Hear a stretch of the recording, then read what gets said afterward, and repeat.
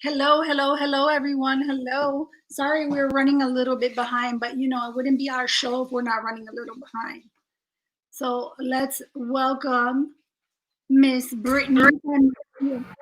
It was my fault. That's why we're late. I wasn't going to call you. Shelly's so nice. She covers it up for me. It was me. It was really, really me. I wasn't going to call you out. Hey, I'll do it for you. It's okay. And Tia, we got Tia. Hello. And let's welcome Mr. Jerome Bell. Hey, everybody. How y'all doing? Oh, hey, Jerome. Nice to meet you finally. Yeah, you too. How you doing? Good. Brittany is my partner in crime. Yeah, right? Let's welcome Mr. Casey. Hey, what's up, guys? KC. KC. So, let me send Suni a message because I don't know if he's. Yeah, where's he at? Or she at? Where's he? He, she. I'm just kidding. Where's Suni? Hello. I'm sorry, I'm texting her. Okay, here we go. So we're gonna start ahead, and if she pops in, we would just add her. So tonight we have a lot to talk about. I would like to talk about our new president, and I say our, Joe Biden. I like how you had to laugh when you said that. Right. It's like he got in mouth saying it. I already told you, I will respect that he's president, but I don't gotta like it. Period. I always think of that scene in The Lion King where he's like, Mufasa, do it again. You know what? We should have keyed that one up for it. And every time we say his name. So we're going to talk about Joe Biden. He has officially been president 3 days. Is it 3 days? That's it. A long 72 hours. Well, I say it seems like a month already with all the garbage he's done. Literally. And don't forget, you guys, do not forget. We have said it in, what was it, our last show? It is hashtag fuck it up. Well, he's keeping true to that. He's keeping very true to that. So first, we're going to talk about executive orders. So Joe Biden has signed, I think it's 26. I might be wrong. Someone correct me. It's in the 20s, right? It could be a million at this point. Who knows? I think you're close. I lost count at 17. So yeah, it's over 20. To be honest, it's 20. Matter of fact, let me try to pull up whitehouse.gov. We're not going to go read every one of them, but just to show you guys, I'm not talking shit. 27 the first 36 hours. Scott with the win. Okay, so then I won't have to pull it up. I knew it was 20 something, but Scott says it's 27 the first 36 hours. I thought it was like 22 as well. But there were some like not just executive orders. I don't know what you call them. They're like memos to stuff. Executive actions. He signed 2 of them on the first day. Correct. Thank you, Kate. What were they? Executive actions. So just things to take into place like immediately. Oh, like executive orders usually have a date that they go into play. So who knows exactly how many of those he has. But if you guys want to look that information up for yourself, you can go to whitehouse.gov. You have to scroll down and let me pull it up for you. Or Antifa.com. That's fine too. True. Don't even start with me on that. Don't even. Now I want to. Let's start, Casey. Oh, jeez. Oh, it's awful. Whoever did it, now though, he's gonna need it. Whoever did that, whoever set that up, though, gets the Ashton Kutcher Award of the Year for punking people. Because it's been going on for years. Like, look, type in Illuminati backwards, and it takes you to the same place. Does it? Yeah. All right, sorry, I was I looking. have not known that my whole life. All right, so just so you guys know where to look, because I know some people will message me and be like, hey, where do I go look for that? So I'm just going to kind of take you through it. We're not going to go through every one of them.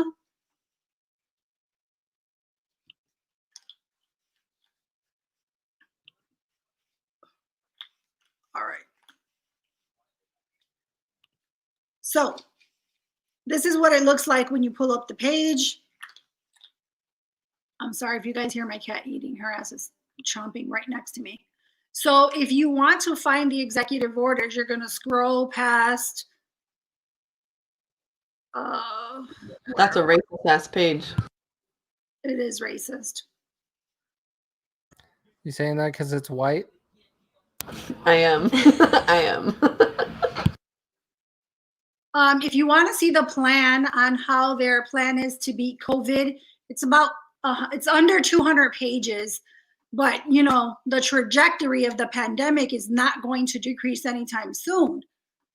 We're going to get into that in a minute too, but that's the plan. If you want to read the plan, it's right there. You just click on it. So if you go down here all the way at the bottom, at least Trump had his shit right at the top. You're going to go to the briefing room. And then the briefing room talks about everything he's doing. And you just go through them. So that's where you find them if you want to read. There's 5 pages in 3 days.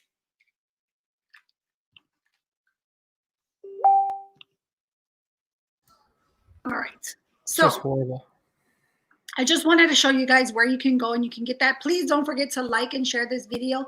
Let's everybody say happy birthday to Jantisha. She's not with us tonight because she is celebrating her birthday. Happy birthday, Happy John. birthday. Happy birthday. Her and Chris are not with us because they're celebrating today. Her birthday is on Monday. Shoot up in the comments though. Go party, girl. Right? She's like, let me see what they're talking about. Angie, yeah. See, Angie got the hashtag. She's like, fuck it up. Major. If anybody out there is a rapper, we need you to make a song, okay? For real. Fuck it up, fuck it up, fuck it up. So first I'm just gonna kind of start and you guys jump in whenever you want. So I made a post on Facebook. And if you follow my Facebook page, I went and I ranted earlier because I was literally I was sitting in the car. We had to drive like an hour and a half because my husband was looking at some gym equipment. And the whole time I'm like back and forth with this person on Facebook. So finally I was just like, yeah, I'm not going to keep doing this. I'm just going to say what I need to say and it's going to be done. So I'm going to try to pull it up really quick. But it was basically like Biden talking about, and this was, I believe 8 months ago. It could have been longer. I believe it was 8 months ago, but when we pull it up, we'll see the date on it. So originally Biden says that his exact words were, hold on, I got it on my millions of notes. Because I'm like, I want to touch on all of it. And yes, You're so much better than me with that notes right there. oh God, I had to get them. I had to get them. So what he said was, this was in, where is it? I don't know, but it was 8 months after the pandemic hit. So he said, we're 8 months into this pandemic and Donald Trump doesn't have a plan to get this virus under control. I do. So that was 8 months after the pandemic. Okay. So let's say October, right? Maybe October. Does that sound about right? Yeah, you made the Twitter post on October 15th. October 15th, Casey. Boom. And you know what? Right before the election. I got too many notes. It does say 10:15 Twitter, Joe Biden. This is when you got too many notes, period. So thank you, Casey. Casey got the receipts. So that's what he says. Yesterday, if you heard him when he addressed the nation, his comments were, let me find it. The crisis is only deepening. It's not getting better. Oh no, that was something different. Sorry, wrong note. I need stickies. I need like those pointer tabs. Here, he says, post-election, there's nothing we can do to change the trajectory of the pandemic in the next several months. That was yesterday. Ready for devil's advocate, though? Go ahead. He could say that Trump took it too far. But he hasn't said Trump took it too far. And he could blame it on, he blames everything else on Trump. Why not? He can blame everything on Trump, but how did you have a plan in October and then 3 months later you don't have a plan? That's 3 whole months, Casey. It doesn't matter. There wasn't that big of a change. Girl, I could have a whole baby be 3 months in my belly already. That's a long time, sis. I mean, not that I'm going to, but anyway. I don't give him that excuse. I think that's a cop-out. And there's no evidence proving the pandemic got that bad in 3 months, and we are opening up other states right now that we are not opening. So that excuse can go out the window. You can play devil's advocate all you want, but no. Hey, we're friends, Casey. Be nice. No, I'm just saying because we've had like this spike the last 2 weeks, 3 weeks, maybe even, that I just know that that's what they're going to say. Well, yeah, because then it was only getting slightly worse, but now it's really, really bad. And so they're going to say that, but I mean, who's really going to believe that shit though? I mean, to be honest, if you look at it, this is like what, flu season, right? It's like flu season, so everybody's catching the damn flu. I've always had the take on it that, and you can go back and look at any of my videos, any of my posts. All this shit has been a sham. I mean, a pandemic is only because people are catching it worldwide. It doesn't mean that it's bad, because when you look at it, if this was truly a pandemic, people would be falling dead in the damn streets. All right, let's just be real about that, right? They'll be falling dead in the streets. If this was a pandemic, when you go to the doctor and they diagnose you with COVID, if this was a pandemic, they don't send your ass home.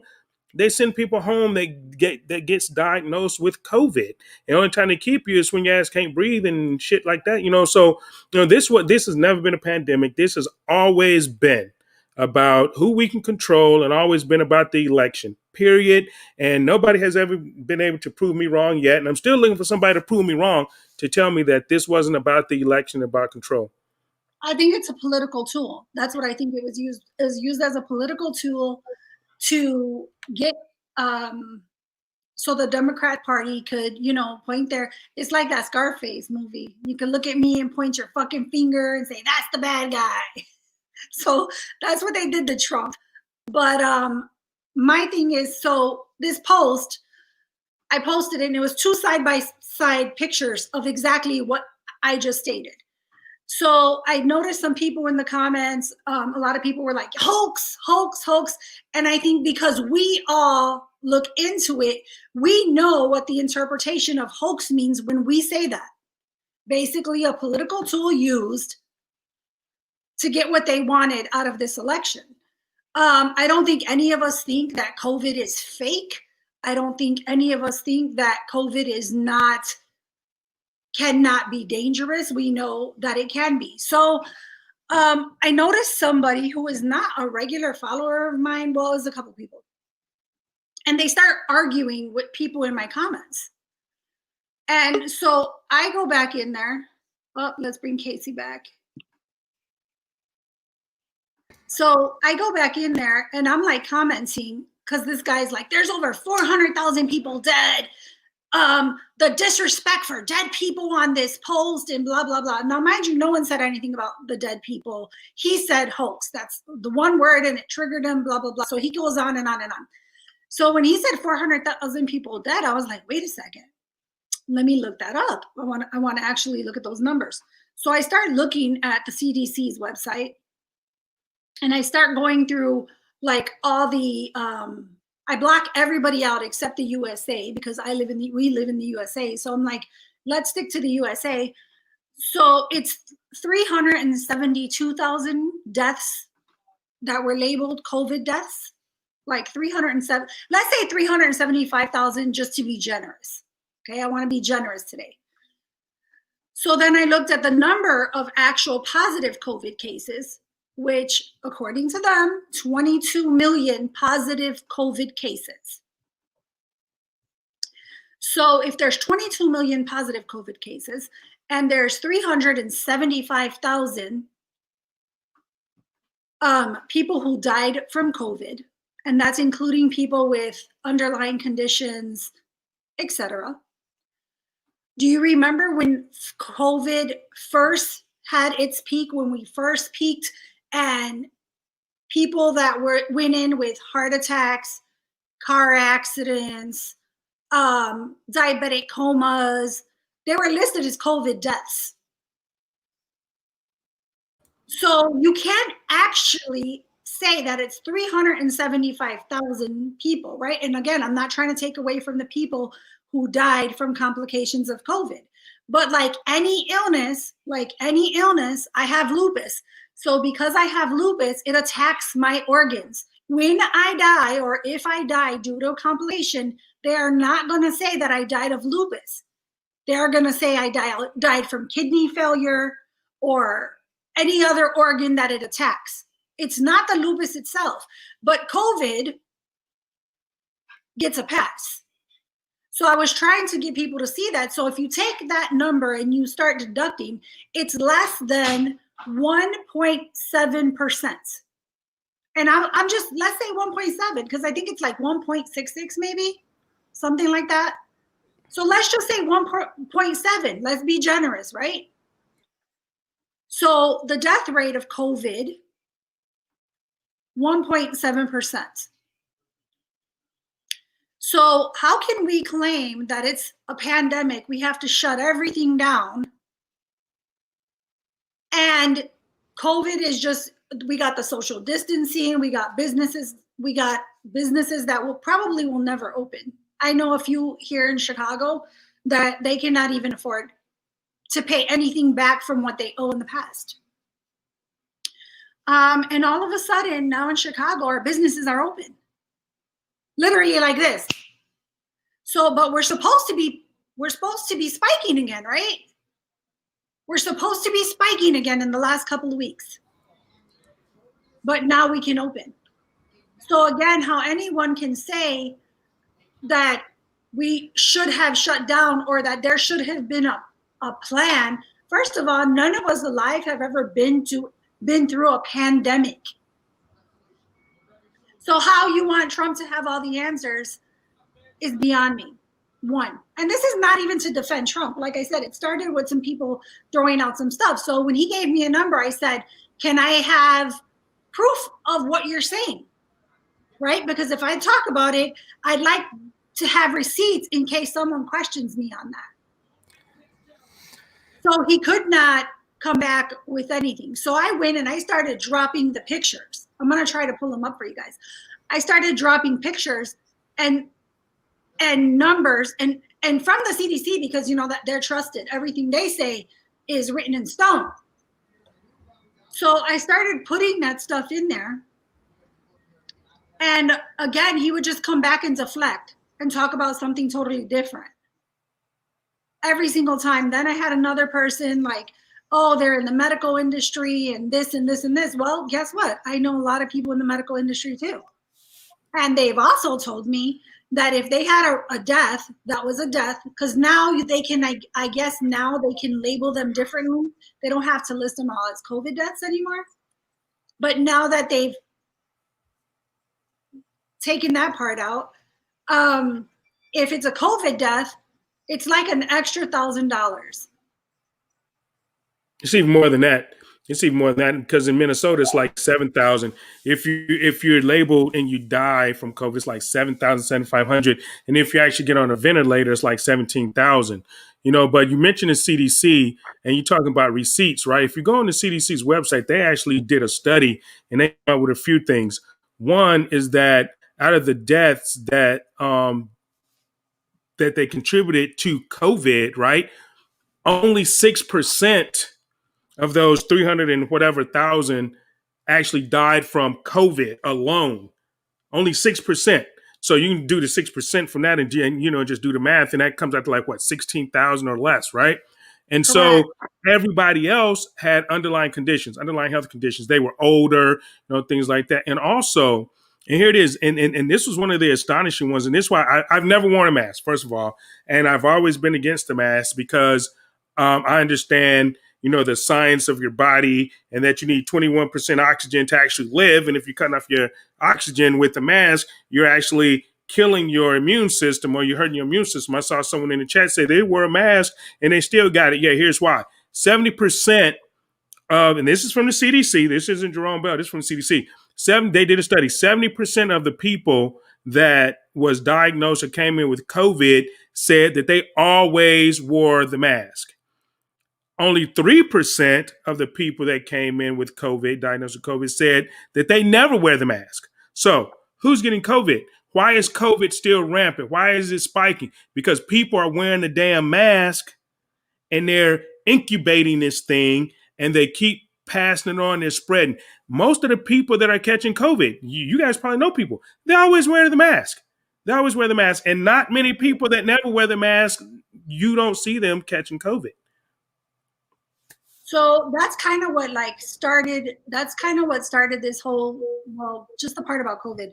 It started this whole back and forth thing. So then it was funny that the person went back and made another comment, deflected totally about what we were initially talking about, and just started saying something else, but never actually liked any of the photos and proof that I provided.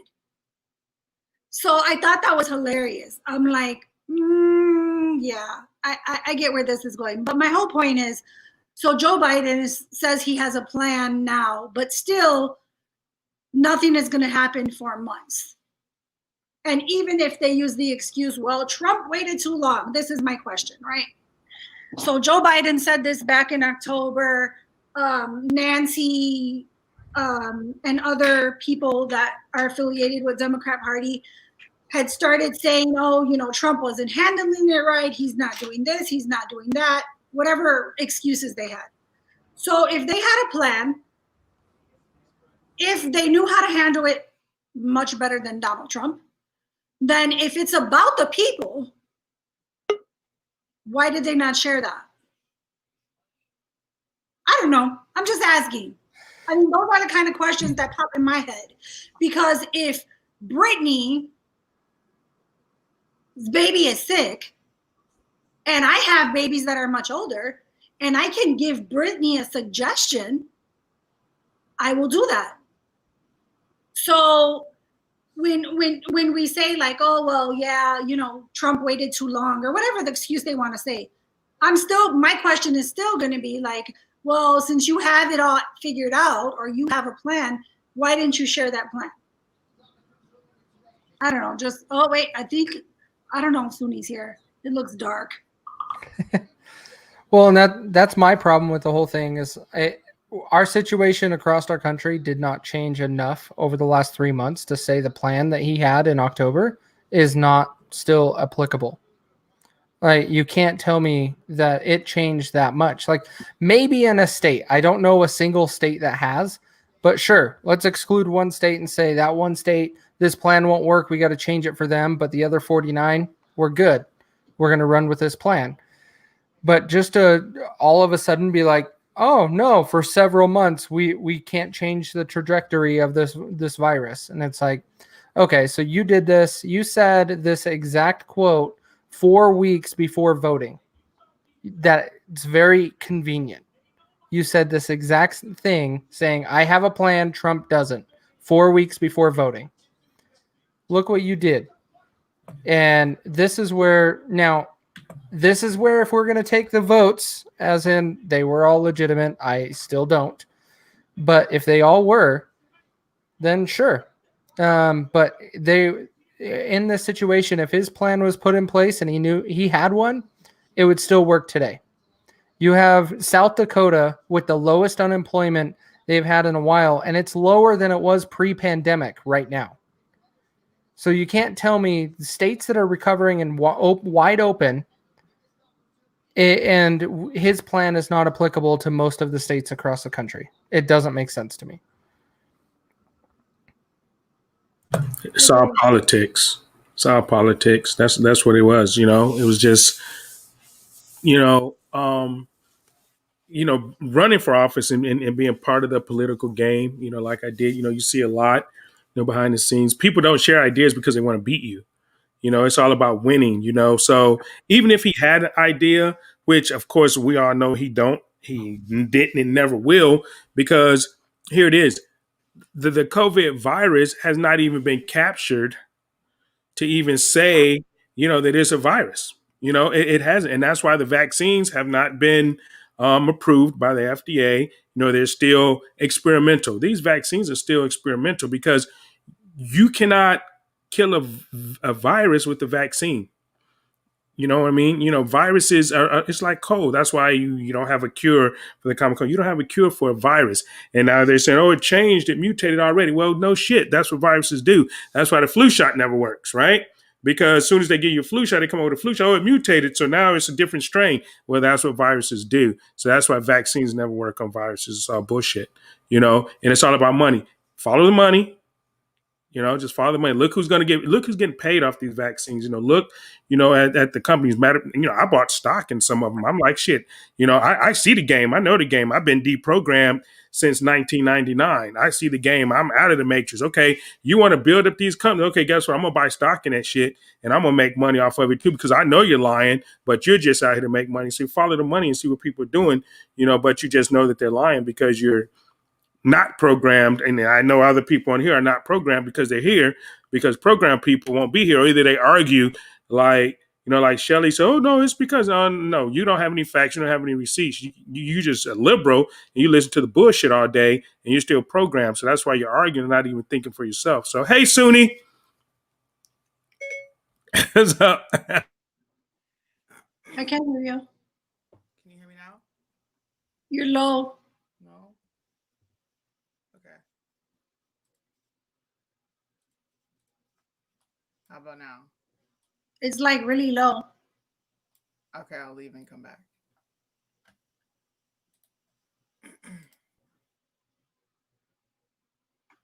But yeah, I think that, and there's going to be different strands. But I just kind of wanted to touch on it really quick because it had something to do with Biden. And it was kind of funny because it made me go on a rant today.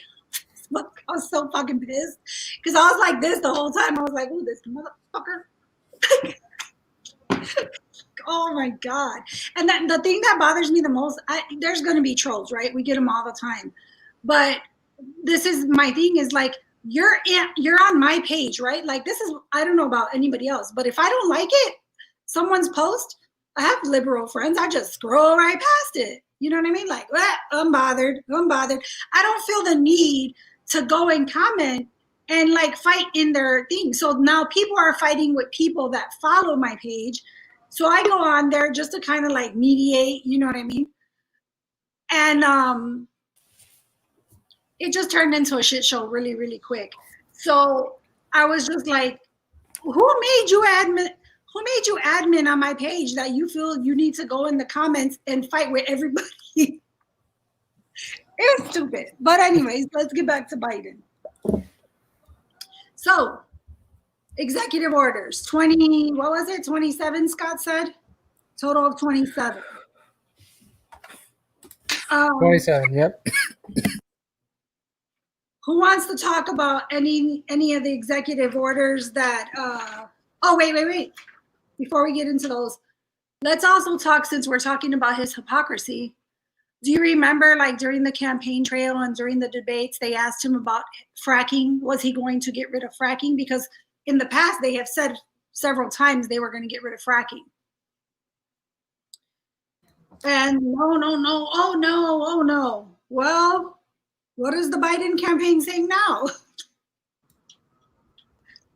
Well, they denied it numerous times on the VP debates, the presidential debates. No, he's not going to get rid of fracking. No, he's not going to get rid of fracking. Both of them did. And what did he do day one? Like Keystone Pipeline's gone. All the other oil industries are worried they're going to lose their jobs next week because he is just going nuts. And honestly, I don't see any of that industry voting for him. And so the bigger problem that I see is they don't care. Again, it's coming back to it's 48 years in Congress and being in politics, he doesn't care. And Kamala doesn't care. We have to remove them as quickly as we can. And so 2024 will be a big year, but we got to start taking back control, and that is in 2022. Yeah. So I guess Biden is going with the Saudi Arabia first plan by ending the Keystone XL pipeline. So But like, I have like 5 liberal friends now, but just 5. Just 5. Casey, you don't count. You're in the middle. But 5 others, like, and you're not liberal. But so I do have productive conversation with some, and so I've I post things and I try to come at it as like a side approach, not an attack. And so when I post, I'm like, can anybody please explain this to me? Because maybe I'm missing something. I don't want to fall into the right's hype either, because there's some rugged ass people also on the right. So I try to stay neutral. And with the Keystone pipeline, from what I was told by a researched liberal friend of mine, she said that they're pausing it because Canada is benefiting more than we are in this exchange. And he's going to rewrite it. So to be continued is my mentality on that. I think we all know where we think it's going to go, but I'm not shutting it out just yet. So, well, what I was reading on it today was basically saying that he's going with the Saudi Arabia first plan. And that was today. Elaborate, though, because I feel like that's made up. Where's my source? Hold on, I wrote it down.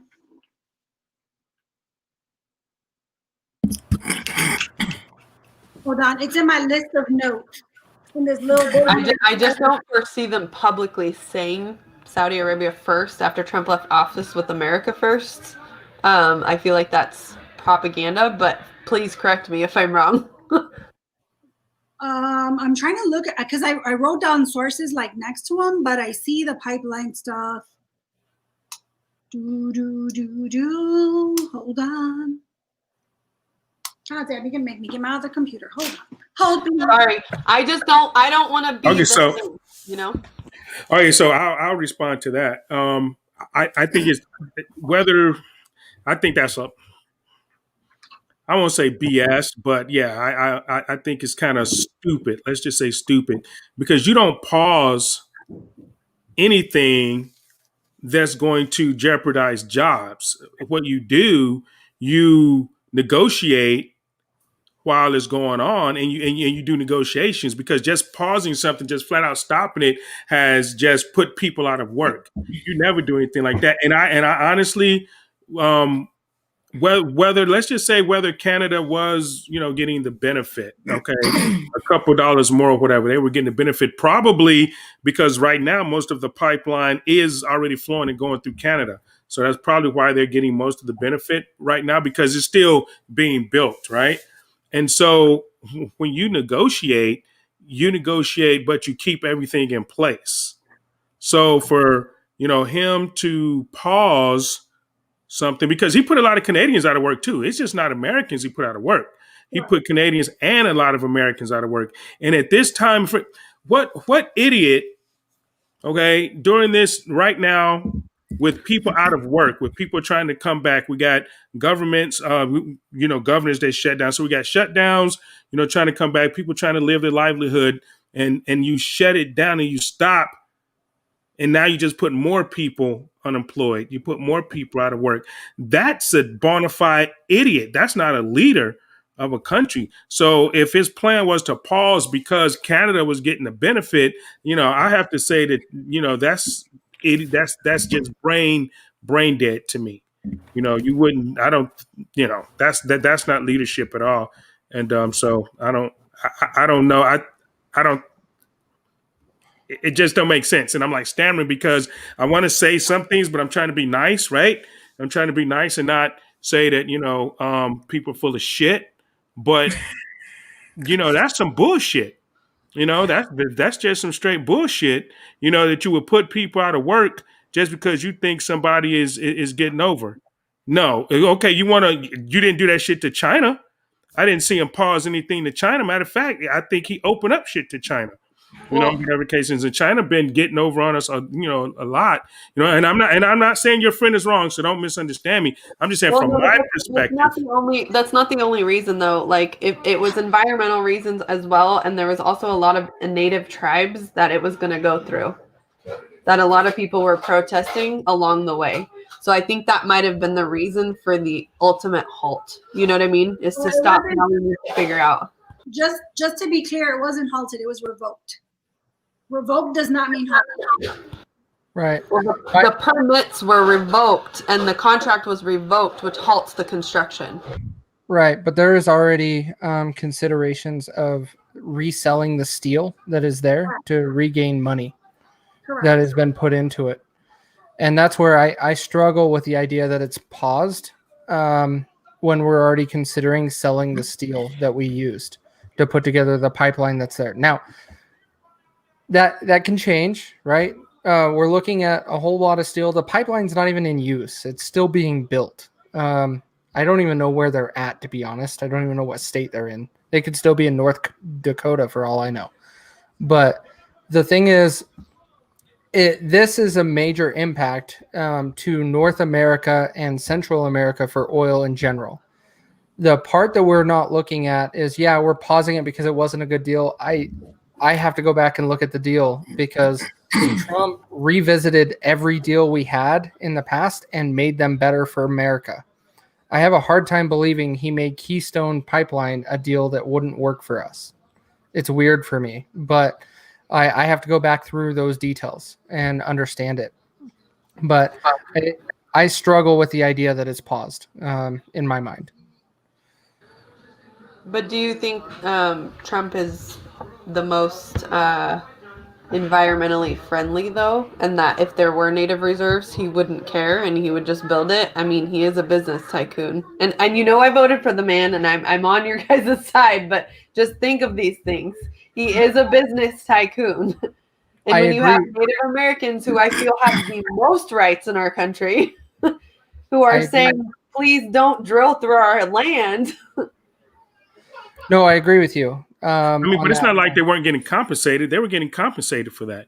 They were getting paid for that. So now you figure they're going to stop getting compensated. I mean, a lot of people are going to lose a lot of money, and at this time, I just think it was a bad idea to do it right now. Why do it your first week?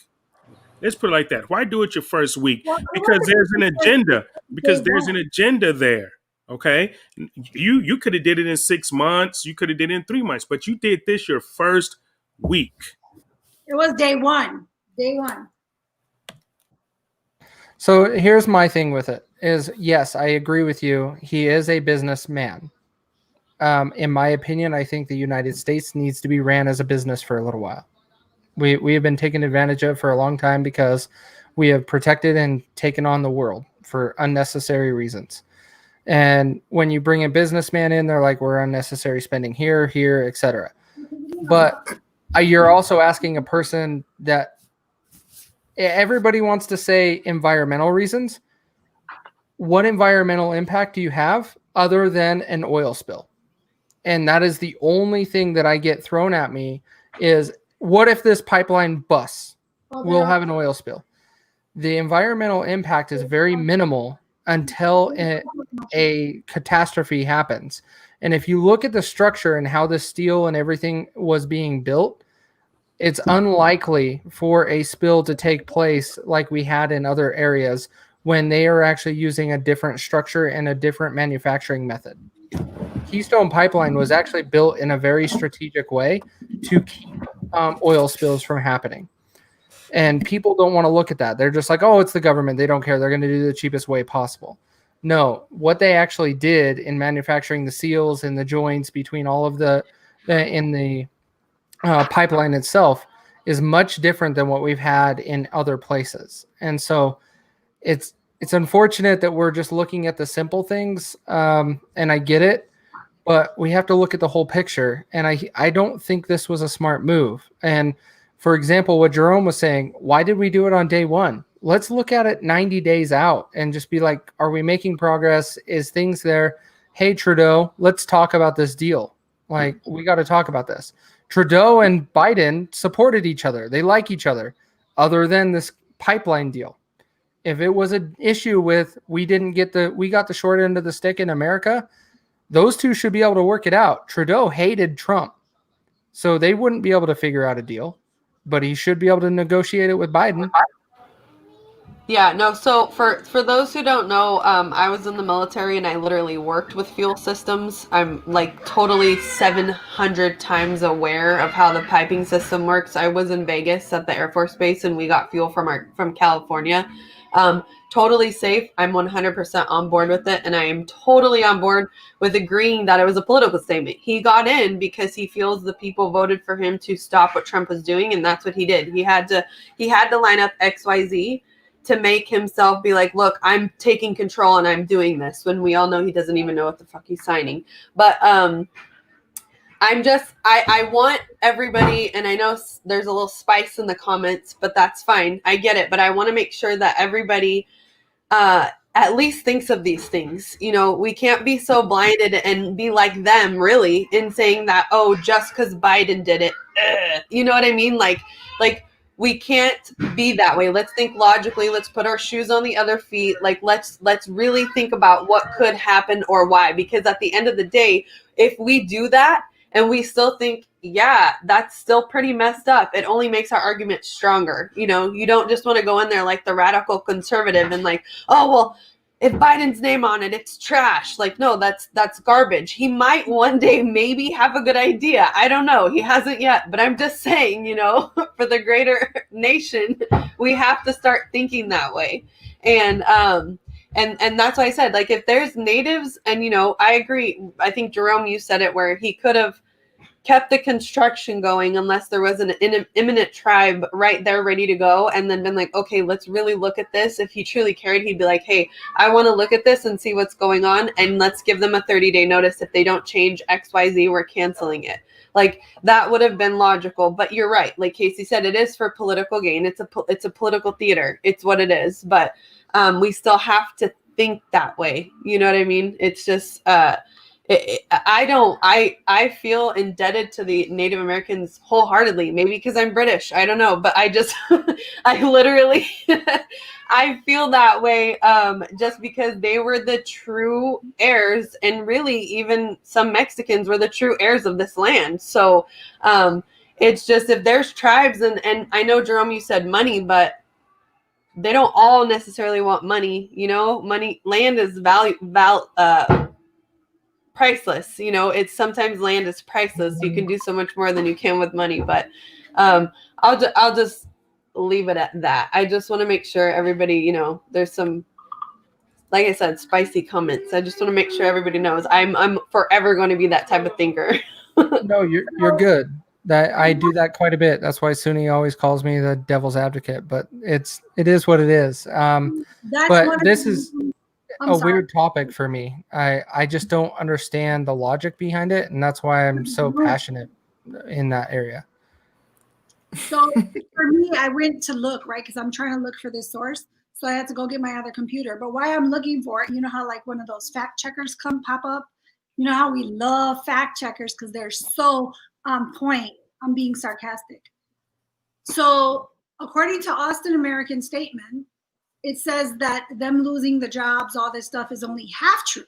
It's only half true about the amount of jobs. 2 billion in wages, thousands and thousands of jobs. So what it says is, here's why it's half true.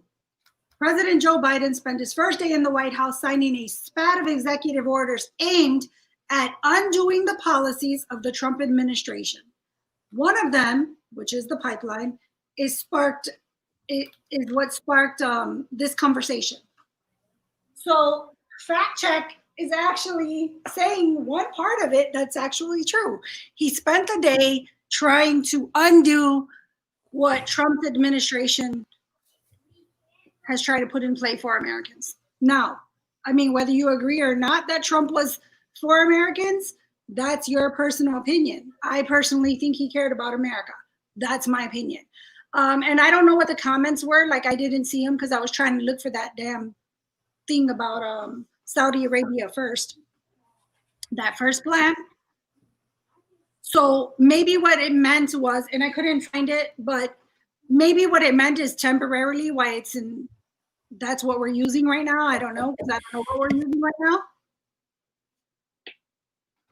But I didn't see any of the comments, Brittany, but if someone is being rude to you because you have a difference of opinion, then you can just block and delete them. Because we're... I like them. It's okay. Okay, because I'm like, Brittany, one of the main reasons we decided to team up is because she does give that other side of the story. So let's not be rude to Brittany. Well, I don't think anybody's being rude. I think we were just pointing out some things that just doesn't make sense. I don't mean the panel. She was talking No, about... it was in the comments. It was just not, and it wasn't even rude. It was just a little snarkiness. That's all. It's all right. Well, I I mean, wasn't talking about anybody on the panel. Like, we have the right to go back and forth with one another, and we know it's all out of respect. I mean, like, Talking about people in the comments. yeah, Susanna was getting a little spicy, but that's fine. She's been following us for a bit. Maybe it just triggered her or something. I don't know. And then I know Heather just said enough with the natives, treat everybody equal. Like, they have sacred lands. I'm not even going to go there. It's totally different, but that's okay. You guys can feel what you want, but if you're looking for an echo chamber, you're in the wrong spot, bro. So. Absolutely. Correct. Suni's being super quiet. It's a little suspicious. I know she hasn't said anything, man. I'm like, hold up, wait, what's, she looks cold. Is it cold in Okinawa or something right now? I'm cold. Yes. Cold. What is it, like 70 degrees? No, Where's it's your more like pen at? 50. 50? Where's your pen at? Sorry. Right. I feel It's like right we here. need your phone. Yeah, okay, there you go. I don't know. I'm kind of an asshole on this topic. Be an asshole. Let's go, girl. We're here for it. Let's We're here go. for the tea. Look, I'm I don't drinking know. water. This I've been drinking weeks. this is like Casey said, we've been worrying about other people in other countries and like all these unnecessary topics and things forever. I'm tired of Black people being talked about. I'm tired of hearing about Native Americans in their sacred lands. Like, if I'm just going to be all the way real, because look, we are suffering together as a country. If we're trying to be dependent on a source that we are getting from outside of our country, I'm all for it. If you got to go through somebody's land to make sure that we are independent and we can rely on us, sorry. I We don't disagree. do anything special as Black people. Like, we don't have anything, and nor do I want anything. Like the whole reparations thing. Reparations, like, come on now. It's America. How long are we supposed to rely on other countries before we focus on what's here? That's how I feel. People are going to be like, that's rude, but it's real. If we spend all this time worrying about these little meticulous things about America, how are we ever going to fix what's really wrong? We depend on other countries for so much. And China's the number one country we depend on for a lot of stuff. I would like to be independent in some way so that if shit does hit the fan, we're not all screwed because we depend on other countries for our stuff.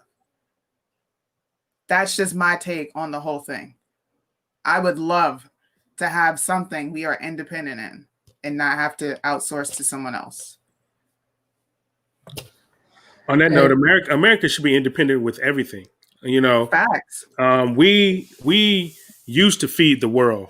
You know how they say, if America catches a cold, the rest of the world catches a flu. When they're damn right, that's the way it should be. We should never have to rely on another country to get our medicine. We should never have to rely on another country for our gas prices to be low, to where, Americans can afford it. I mean, true enough, the pipeline thing, that's going to affect all Americans. It's not just going to affect the Indian tribes or whatever the case. That's about to affect all Americans because all of our gas prices are going to go up. Okay. And at a time when people are out of work and they try to get to work, gas is going, just filling up their vehicles are going to kick their ass, you know? And so that's why I say it was a little disingenuous to do that on the first day, because obviously he didn't think about the ramifications. Yeah, I was gonna say that. He didn't think about the ramifications. Yeah, long term, even short term on everyone else. And I have Native American. My family, my great grandmother was Native American, and so I have that, and I understand that side of my family. My partner on my show, she's an indigenous Native American as well. But here's what I know about a lot of the Indian tribes. They get more benefits than any fucking body in America. Those are facts. I'm talking about education benefits. If you are, and you can prove that you're a Native American, you go to college for free. Mm-hmm. You go for free. The Native American tribes have the first dibs on new casinos, and that money goes straight into those Native American tribes. So they are not, quote unquote, hurting as a nation, and they're actually free. Do you understand? They have their own nation within America. They don't even live and have to really obey American law because they're their own nation within America. Okay, and they are, and that's why they can. You go on there. They have their own laws. They have their own representatives. They have everything right on their reservation, on their tribes or whatever. They're their own people. They are the only ones that can say in America that they are truly their own people. Okay, and they have treaties with the United States. These tribes have treaties with the United States. That's why, when certain things go on their land, that they have to actually get paid for that. I own land in Alabama, right? And do you know that they can actually come and just take my shit, through eminent domain, and they could pay me a little bit, then they can condemn my shit and then go do whatever they want to do with it. Well, guess what? They can't do that with Native American lands because they have treaties. So, I understand the fact of, some of these pipelines, they're going through land and stuff like that.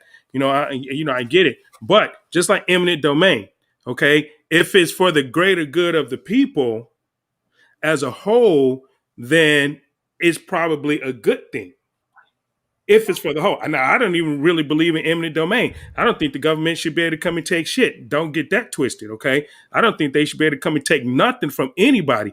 I don't even agree with property taxes. I don't agree with taxes. I don't agree with any of that. I think the government is way too large. But in retrospect, though, when we're looking at people that may be getting taken advantage of or this and that, I don't think overall it's the Native Americans that's losing as much as other people, around the nation when, certain things happen. That's just me. Well, and I'm curious. So, Brittany, why do you disagree? I want to understand it because I do agree a lot of what Sony and Jerome said, but I would like to hear your perspective.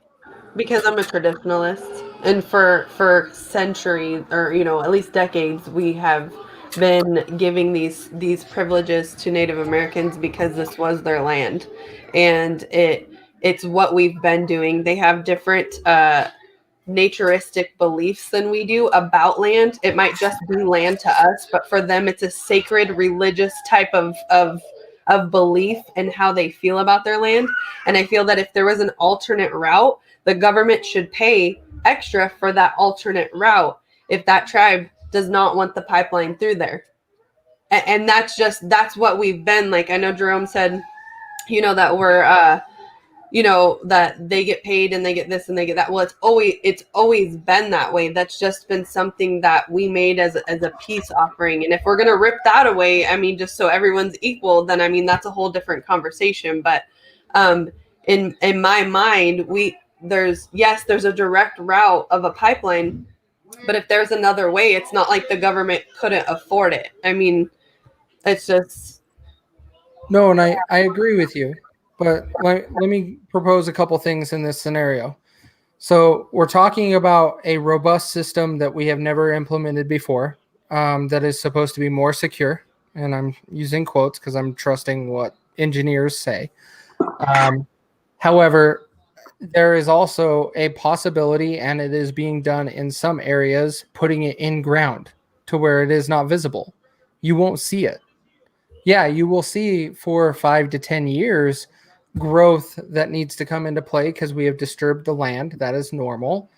But after 5 or 10 years, is that really that big of a deal?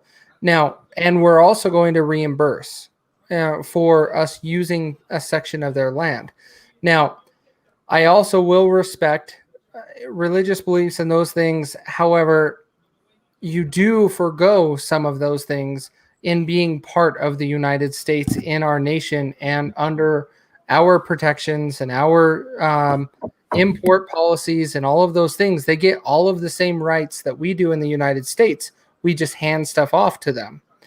And so they do get some freedoms for free when they wouldn't have got that. If they were a separate nation, they would have to pay us for import costs, and then that we would charge them for extra just to transport it from New York to wherever or whatever, however it needs to get to them. We would charge them that cost. And so there is some benefit there. However, I understand in the situation we want to preserve the land to make sure that it's natural. Because here in Utah, Bears Ears is under a big attack now under Biden. We were mining it for fracking, and we were going to take it out and get the oil and all of that stuff. And it had very minimal impact here in Utah. Very minimal. We had lines running across the ground that no one walked on. Sure, fine. But everybody threw a fit over it. And some Native Americans threw a fit over it. But now Biden's going to shut that down. However, if you were to go and look at the GPS tracking by phones, it was like 0.001% of people would even see those lines on the ground. And those are the things that I find interesting. Now, I don't know exactly the full impact of Keystone, but I also do know the impact of Keystone in giving us better oil to where we can actually produce things independently does benefit any Indian tribe, because we actually can help them get oil for cheaper too, instead of us buying it from Syria or any of the Middle Eastern countries. If we have to import it like that, it's only going to increase our cost. And so that is where it's a double-edged sword, but there is also room for negotiation. And that's where I have some faith Trump actually had a solid deal in place. Biden, I won't trust that he had a solid deal. He would be confused by seeing anything more than 4 digits with a dollar sign. And that's where I'm like, I don't know. Might add in, he didn't even know what he was signing. He said it while he was signing the executive orders. I don't know what I'm signing. This is Joe Biden. This is Joe Biden. We have watched him for 47 years, strong, 48. He has never done a single thing to benefit anybody but himself. I'm not being extremely right when it comes to this. For me, this is just common sense. When someone shows you repeatedly who they are, you are supposed to believe them. And sir, I believe you. You don't give a crap. This is to attack Trump. It's all politicized. Let's undo what Trump did. We don't give a crap who it affects. I personally feel bad for the people that don't have a way to provide for their families now. It's not like they can fall back on our government the way they're supposed to. They're probably going to suffer before they can even get help. That bothers me. And that's crazy that we're going through this as a country. Everybody's complaining about Trump. Look what Biden did in 2 days. He gets no possibilities or nothing from me. Nope. Nah, dog. You didn't show your ass enough. You know what I thought was, I've been watching his when he addresses the media and stuff, just because I want to see what comes out of his mouth, right? Because this is the president, so I want to hear what he's saying, right? And like I said, I don't like the fact that he's president, but I'm willing to listen, because how else am I going to learn if I don't hear the shit come out of his mouth? So I was listening. I've been watching him, listening. Well, not just him, but also his new his press secretary. What is her name? Jen Psaki. Yeah. Did any of you guys witness the questions that were asked afterwards? Nah, I haven't watched. I have never watched her. I just caught that clip. It was the funniest shit I've ever seen. You know, one of the questions, and you guys, I mean, it's not far behind us. Like right after Trump would talk, or his press secretary would talk, like the questions they're fucking shooting at or slamming her, there'd be a guy in the back of the room like screaming shit just to get his point across, right? So you know what one of the questions were that they actually asked, and I wrote it down just because I thought it was fucking hilarious. This woman, I don't know who she was, but she's like, oh, on a lighter note, will Biden keep Trump's Air Force One color scheme choice? I was like, wait, what? Like there's a tape of it. I'm telling you, there's a tape of it. Go look for it. And I thought, wait, where's the guy screaming in the back of the fucking room? Like throwing questions, because in these last 2 days, he's done some shit that I can't find one positive thing out of it. I was truly trying to be fair and like, okay, that's one positive executive order, something that's going to be positive for the American people. I mean, am I wrong? Did you guys find anything? I can give you one. Okay, go What ahead. is it? So I can smack it out your mouth right now. No, I'll tell you right now. But there is one negative side of it. But he is extending the moratorium on evictions and foreclosures for COVID people, for anybody that was impacted by COVID. That is the only one that I can actually. USA. Huh? Which is the whole USA. There's the whole USA through March 31st. He extended it through March 31st. Okay. So what does that say for homeowners? Exactly. I was about to say, yeah, right. The homeowners, though, and the people who are doing the renting. Yeah, Well, the people that own the buildings. Well, doing the building. Middle class. If you're going to talk about doing business, I'll switch gears a little bit. Then you should be more prepared for these situations. Okay. Because one thing, Brittany, I agree with you as far as what you said about if there's a better way, then the government should pay for it. Totally agree with that, as far as burial lands and stuff like that, right? Now, Casey, as far as business, you should be prepared for something like this, right? Mm-hmm. How long has this been going on? This has been going on for, well, it depends on which state. Here in Utah, we have been mostly open for about 6 months.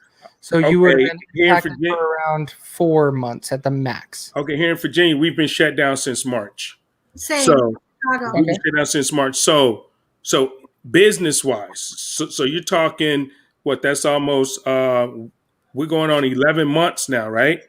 So you're telling me that me as a business owner, right, I should have enough reserves to prepare for my business not receiving any income, my people not being paid for 11 months, my bills that still have to be paid, because guess what? My electricity isn't stopping, my water bill isn't stopping, my rental of my place isn't stopping. So all of my expenses are keeping going. So I should have 11 months saved up for something like a pandemic where this has never happened in the United States, to where businesses have been shut down because of a pandemic. So how do you prepare for something that has never taken place at all? Okay. Now, I agree you should have 3, 4, 5 months or whatever, right? But you're talking, my business is not going to get shut down because guess what? It's never happened. It's never happened. So that's something that you can never, this is something that business owners could never prepare for. Okay. Because it never happened. And also, right, there's never been moratoriums on not paying your damn bills. Okay, so let me explain 2 things. Okay, first of all, the moratoriums. I understand what you're talking about, the timelines. First of all, my first thing, I'm a big fan of Dave Ramsey. He always talks about having 18 months of reserves, End of story. Well, Dave For Ramsey is a personal though, that's Stop. for personal, not business. That's It doesn't personal matter. income. I No, would personal I income would is carry really- I would carry over those principles. I would carry over those principles if I started a business and do 18 months personally Okay, well, that, into my business. even if you That's- started a business, so just to Let kind me of explain the business side real quick. Let me go to my number two. Number two, the government did not shut down your business. If you want to go and look at Ian Smith's gym in New Jersey, he has kept it open the entire pandemic. He has taken on the government and he has had an attorney to fight for him the entire time. You did not need to shut down your business. You could have not kept it true. open. It is true. You Not could in go back Chicago. and fight it. There are numerous attorneys that will defend you and fight for Do you your have right. the money in for the that? country. Go ahead Do and you have finish, the- but I'm going to tell you how Chicago works. Go ahead. Well, sure. If Chicago is different, then I doubt it. New Jersey is just as liberal as Chicago is. Our mayor sent people in. My brother-in-law, who owns a barber shop, Okay. we were shut down. He kept his business open, hired an attorney, and guess what? He has been hit with so many fucking fines Yep. that he cannot even Yes. afford it to Correct. continue. I will tell you, Ian Smith has been charged with almost. I'm if I can pull it up real quick. He is into triple, like into $300,000, $400,000 of fines in New Jersey, and he still has an attorney that is defending him and fighting it, and they are letting it go because he is fighting it. I also have another gym that is ran in Florida that is fighting the no mask policy, and he is continually fighting the fines. And they are going against the government in these scenarios. But those The- gyms also are gyms that cater to people. I mean, do you know what gym fees are? Like as opposed to small barber shops that's their like bread and butter. My cousin owns a bar and restaurant, and you know what happens in Chicago? They've sent the health inspectors, they sent business inspectors, and not only did they send them, if you don't comply, they revoke your liquor license and they revoke all your other licenses. Therefore, you cannot open.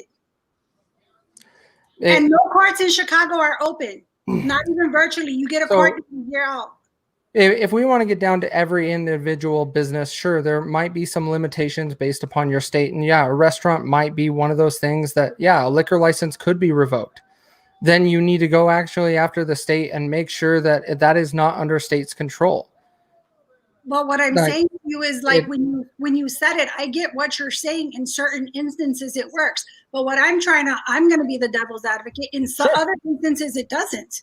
So that's not a catch-all. In a few instances. What other instances other than a restaurant does it apply to? Barbershop. How is that different from a gym? Because if they revoke your license, you cannot open. Your license is in your state. Is your license by individual or by business? By business and by our city. So it's by business, not individual? I live in the city. Right, but is it two separate licenses, one from the city and one from the state? But cosmetologists should have an individual license. Correct. That's what I'm questioning. An individual license is different than a business license. Correct. And that's why I'm asking you. Are they revoking the individual's license or the business license? The business license. Then you can still operate under your own business. Well, you can do it out of your house. We did do it out of our house because they closed his business. But that's what I'm saying. People don't have the luxury of moving a barber chair and all their equipment to their house so that the city doesn't come and mess with you. That's what I'm saying. Like, we have to play devil's advocate and we have to be fair. There's some people who cannot do that.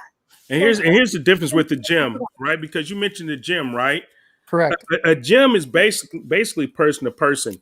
You can actually go and pay cash. You can pay cash to that person. You can, barter with that person or whatever, right? So if I have a trainer and he has a gym, I can go and just give him $50 and he's still getting income. That income is still coming into him because of his business. Now you take restaurants, for example, they get shut down because like in Virginia, they send the health inspectors, they cancel your liquor license, and with restaurants, I mean, if you can't sell liquor, you might as well not even be in business, because the liquor, pays the bills and you have to sell food. So they cancel your liquor license and they put your business license to where you can't make food. So now you can't even operate that business. Okay. So that's gone. And now you're talking about all of those people that work in that business that have to pay rent. They can't pay rent to the landlord person who owns the rental place or the house that they rent. And now this person is behind on their mortgage. They can't pay their bills. They can't do that because it's all a trickle down effect from the governors shutting down these businesses. Individuals, like you say, are fine, because as long as we can go one-on-one, even though you shut down my business, okay, per se, I'm still getting income because I'm still open, because people can still pay me. Right. So let me clarify another thing for you. This is where I'm a little bit baiting into this situation. Martin Luther King weekend, Italy had 50,000 restaurants and businesses open their doors unlawfully out of disobedience. Why can't we do that in the United States? We have more rights than they do in Italy.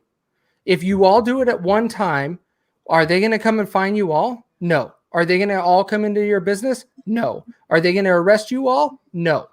Well, And that is what it takes. Exactly what happened on January 6th. You flood the system and you show your participation and your unity. You actually take back control. And that is exactly what needs to be done. I agree with you 100%, because I have said that the business owners never should have shut down. I'm with you 100% on that. Okay. I think, like, we never should have worn masks. We never should have shut down businesses. We never should have done any of that, because all of it was illegal. But just the fact of it that, right, how many people are like you and I? Probably these people here on the screen. People are fearful of the law. They're just scared because they're sheep or whatever. So, and that's what happens. Now, because if everybody was like us, we wouldn't even be having this conversation right now, right? You know what I mean? But I agree with you 100%. We never should have shut down. The businesses never should have shut down. They should have kept flowing and everything. I agree with that 100%. But reality is that didn't happen, right? So now we're in where we are, back to Biden extending the eviction stuff. I don't want people to get thrown out of their homes or anything like that. And, I really don't. I mean, that's like the worst thing ever. However, how are the people that own these places going to pay their bills? If you keep extending it, they're just getting further behind too. And now you're putting other people on the street probably, because they're not going to be able to recover from that. I understand that. That's a weird predicament. But again, this is where my financial situation comes in a little bit different than some people might live their lives, right? And especially under Trump, everything was thriving. Why not take some risk? And I agree with that. My thing is I would rather have some padding, because I have lived under Dave Ramsey's rules for at least the last 7-8 years, getting out of debt, funding my own things. And so I have a different principle and guidance in that scenario. And so that is why I have a different opinion in that I would not buy a property if I couldn't support it for 18 months. I wouldn't. But I also understand other people may have taken a risk early on into the pandemic or just before it. And yeah, it might have been a little tough, or they didn't have that much reserves. And it's unfortunate. And I believe most mortgage companies would probably work with you, because I still get letters saying, are you impacted by COVID, from my mortgage company right now? Well, I can tell you right now, we own 1, 2, 3. We own 4 properties. Cool. Rental incomes. And Nice. we have a pretty nice savings account where that if something happens, we have cushion. Right. When you have 6 tenants not paying rent for a year, how quick does that cushion run out? Well, and that's where your multiplication has to be based upon tenant. Like if we want to go into the math there, I would be doing it based upon tenant that would be paying you, not based upon how many properties you have. And you got to look at it in different scenarios. And so it changes. Doesn't matter what scenario you look at it, it still comes down to the same number. The same number is still going to come down. And that's assuming she had enough time before the pandemic to prep for those 18 months. I agree with you in that scenario, and that's what I said. Like, yeah, sure, someone could have went and bought an investment property in December because it was like here in Utah, that's a low real estate point. Like, you can buy property for cheap then because there's so much snow on the ground. No one wants to move or buy a house, and so yeah, I get that. But the part that is I see in the scenario is, yeah, you took a risk, and unfortunately, timeline didn't work out because our government sucks. However, I do believe in different principles financially that, yeah, there is ways to prepare for those scenarios. Like when you say different tenants, I would almost do, if you can't do 18 months, then do 12 months per tenant that you have. If you can't do that, do 9 months per tenant that you have. If you did 9 months from this start, you would still be okay. Well, right this is now. the thing. I'm not telling you that I'm not okay. I'm not saying you aren't. I'm just saying. What I'm saying is it's not fair, is what I'm saying. So what's the That's what I'm saying. solution? What is the solution? I don't know the damn solution. I have no idea. Like, I don't think anybody knows the solution, to be honest. But what we're The solution is open up America, open up these businesses, and let people get their asses back to work. So, and stop giving out handouts. Because the longer you give out handouts, the longer people are just going to sit on their ass and not work. You open up the cities, you open up these businesses, let them go back to work, and then the moratoriums can end because they can start paying their shit. 100%. And if you just start opening up your businesses and just start doing your thing, you can start making money again, right? And I am 100% on board with that. I mean, and when I say that, I mean the government needs to get out of the way. You can't, somebody open up their business, you can't send a health inspector out there to steal their license. I'm talking about the government, these governors that has closed down these states and these cities that has been closed down. They need to get the hell out of the way and let these people open back up, give these people back their business license, and just move out of the way. We'll recover on our own if you just get the hell out of the way. But that's the only solution to this problem right now. Agreed. Brittany, look who's back. I just told her, she's like, Biden will recover. I was like, that's just David. David's always here. David, we all love and pray for you. I'm sorry. I think he just wants us to always say his name. He's always in our comments and watches the show from beginning to end. So don't get me wrong, guys. Like I just have a different financial perspective because I have a different game plan with what I want to do. But I understand what you're saying overall. I get it. It's hard. It's going to be difficult. And there's no easy button. There really isn't one. Now, my opinion is I just didn't want to see us shut down. We should have stood up as a country and just said, fuck you and go to hell. Correct. And that is my stance. And fine, 2 weeks, let's shut down for 2 weeks. Shut down for 2 weeks like we were promised. 2 weeks to flatten the curve. And then we all open back up. And we just, no, fine, come take us all down. Prove it. You can't do it. Well, I think like in places like Chicago, that is a Democrat-ran city. And the only reason Illinois is Democrat is because of Chicago, to be honest. Our suburbs are pretty much Republican. But I can tell you right now, with all these people getting free hand-me-out, they're not going to stand up. No. They're not going to stand up. So the mayor and her trolls, they're going to fucking ram it up your ass. I'm sorry, I know that was extra, but it's true. Your mayor is a special individual. She is right next to Gavin Newsom in my book. But she's horrible. So people are upset about the pipelines. Yeah. But I would love to see why, more people outraged about him pretty much halting Trump's order to discount insulin for low-income families.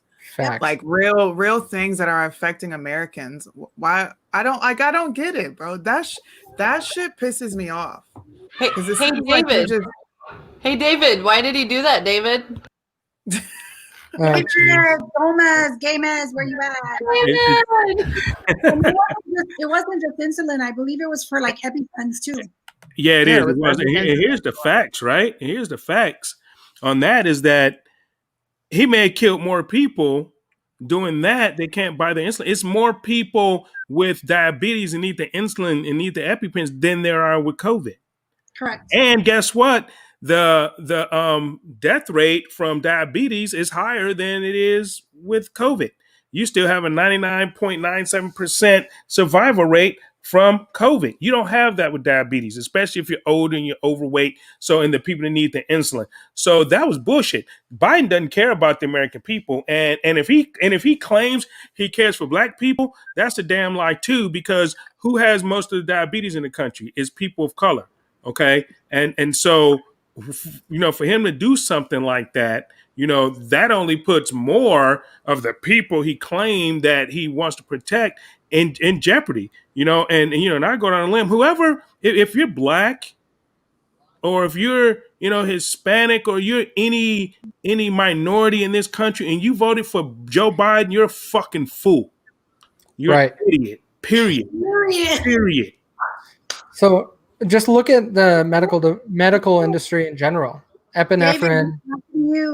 David, he's talking to you. So you have epinephrine, and then you have Shkreli that increased the price of his drug that he developed or bought by like 143. I think it was 1,000% actually, 143,000%. That industry is so corrupt as it is. And with Trump putting things in place to try to lower those costs, and he put some as much as he could with an executive order, and then Biden's like, no, it's out. Like, we're going to try to get rid of it. And that's awful. And epinephrine, I have 2 people on my team at work that have kids with peanut allergies and other allergies, and they had to use the pen for the first time last week because he came across peanuts. And his son that was like 5 years old, I think is what it is, 5 or 6. And now he has to go and buy another one, and he's going to pay an extreme cost because they just increased it with a swipe of a pen. It's awful. And so, Suni, I 100% agree with you on this. Like, the healthcare industry is something that needs to be reformed. That is one thing that I was in support of Obama with, along with the CARD Act. However, he went completely bass-ackward than what I wanted him to do. He didn't do it right, in my opinion. And so now we're still dealing with repercussions. So we're gonna forever deal with these things. We're gonna forever have poverty. Our healthcare system is always gonna suck because people are worried about ridiculous things, man. Just like ridiculous shit. If you sit and think about all the things Americans complain about, you're going to want to like punch yourself in the fucking face. Trust me, I've sat here and I've done it, bro. And I'm like, I understand why foreign people are like, you guys are dumb. You're dumb. Biden got me and Brittany drinking. I wanted to point out Howard's comment because he said that Germany printed out so many marks that it bankrupted their economy. They were literally lighting fires with marks after World War I.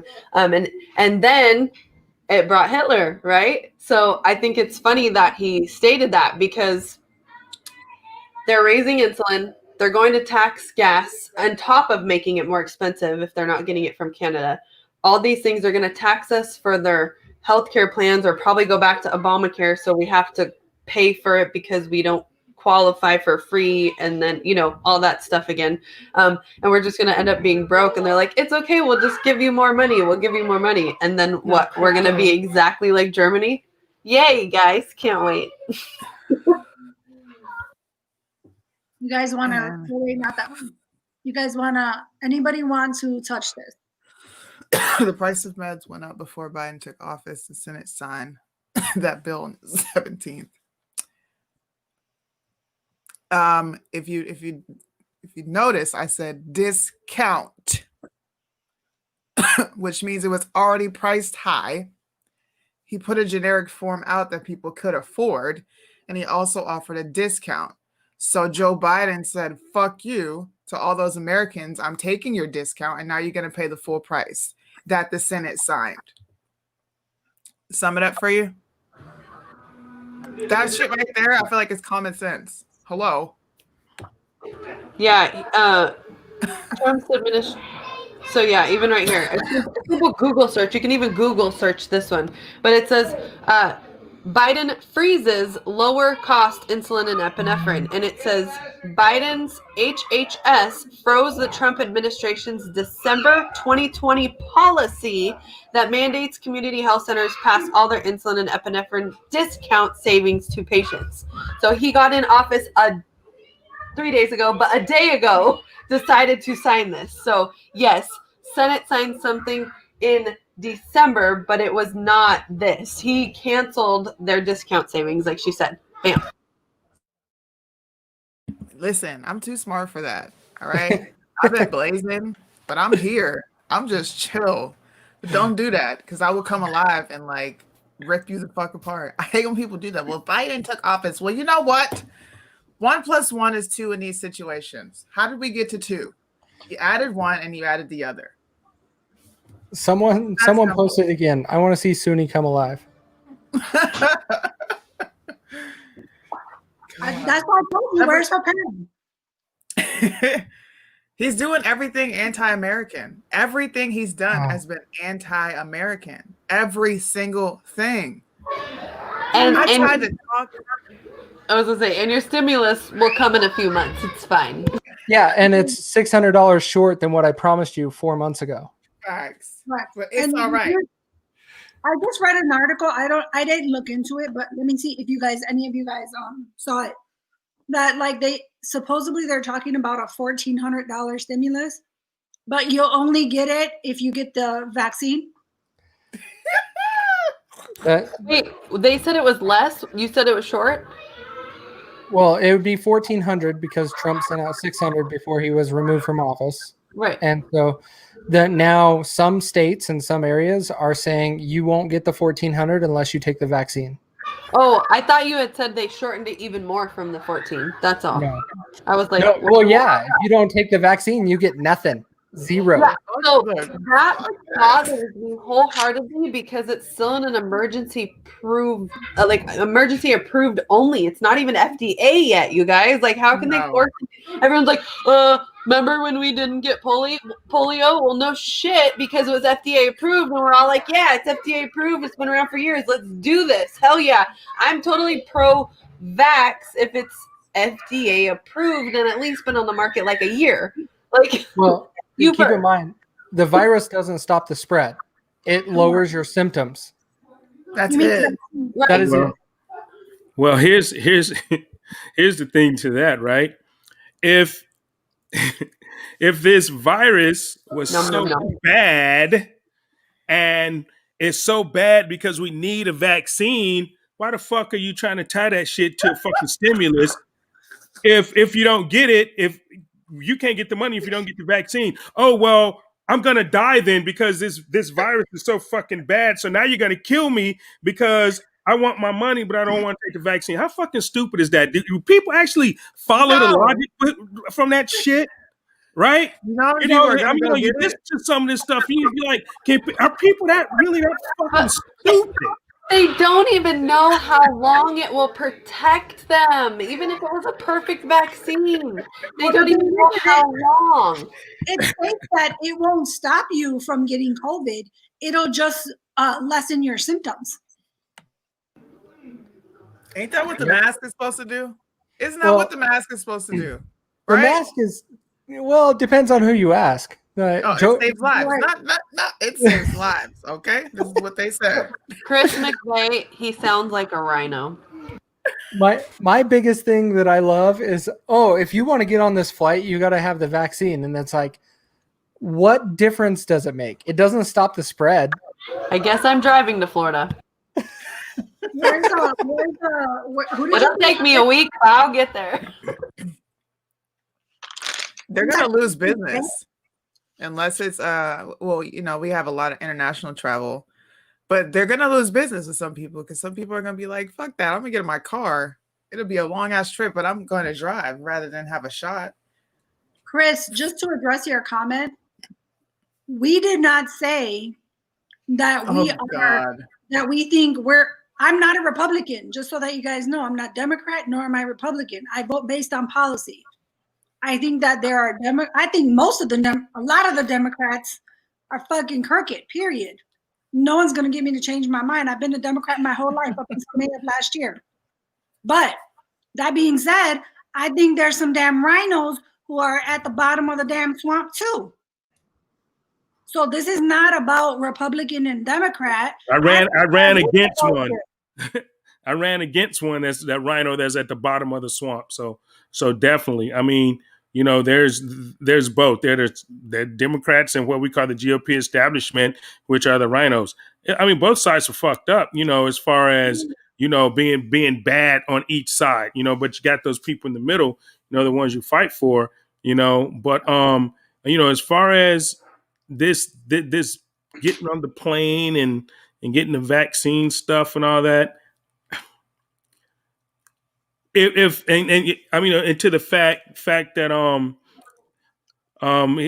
he was saying is that if more people just stood up on the plane and like, well, we're not just flying, how soon would that end with these airlines going out of business and losing money? They'd be like, oh, well, you know what? Okay, well, maybe we don't really need to, you know, make you guys get the vaccine to fly. Maybe you just wear your mask. Okay, you can just come on. Because when you start hitting people in the pocket, right, when you start hitting businesses in the pocket, they actually get smart really, really quick and they stop the bullshit. So, you know, and like from the beginning, if more people just stood up and said, no, we're not going to do this shit. Well, fuck it. We just won't fly with you. Or we're not just going to do this. And, you know, it'll end real quick, I think. And let's be real, if it was really that deadly, they wouldn't let us fly. State borders would be closed. They'd be trying to get it under control. It just wouldn't be a thing. Like it wouldn't, traveling and vacationing would not even be a thing if it was that deadly. 110%. It's just asinine that they're saying. And all these articles, by the way, and correct me if I'm wrong, but all the articles that I've seen have said your summer plans may require a passport. I think it's fear mongering, honestly. I'm not sure how they can require, like I said before, how they can legitimately require a vaccine that is not FDA approved. If they come out with this vaccine and they're like, you know, we've been working on it, FDA says, hell yeah, it's totally approved for safe use until forever, then I can understand that, because I was in the military. Casey, you were in the military. How many vaccines did we get? 762? I don't know. We got a lot of freaking vaccines. So I'm not against them at all. It's just the fact, sorry, there's a zoo at my house. It's just, we have hella kids together. Like she got 4 and I got 3. So there's hella kids here. But it's just like, I don't understand how they can mandate that ethically. Like this is for emergency use, but like, how can you mandate that, but still allow people to travel if it's that serious to where you have to mandate emergency use? You might as well just put up the quarantine tents and line us up, because that's how serious you're making it sound.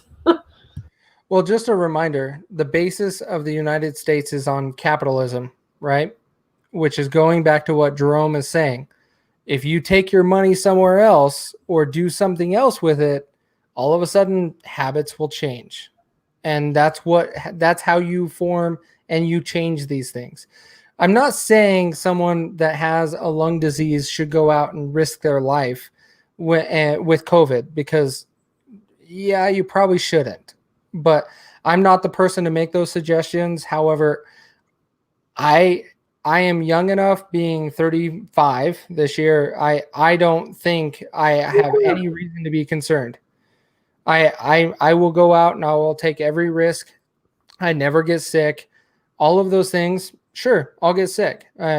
Fine. I'll lock myself up in a basement and we'll be fine.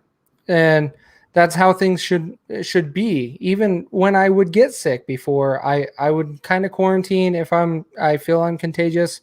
But if I'm just slightly feeling a cold, yeah, I'm going to work the next day. Like, it's not a big deal. But here in the COVID world, no, you sneeze, you're sent home. And that's weird. It just doesn't make sense to me. Now with COVID, we got to just recognize there is sensitive people that could be affected by it. Overall, it's 99 point whatever percent is not. And we got to protect the people that are affected by it.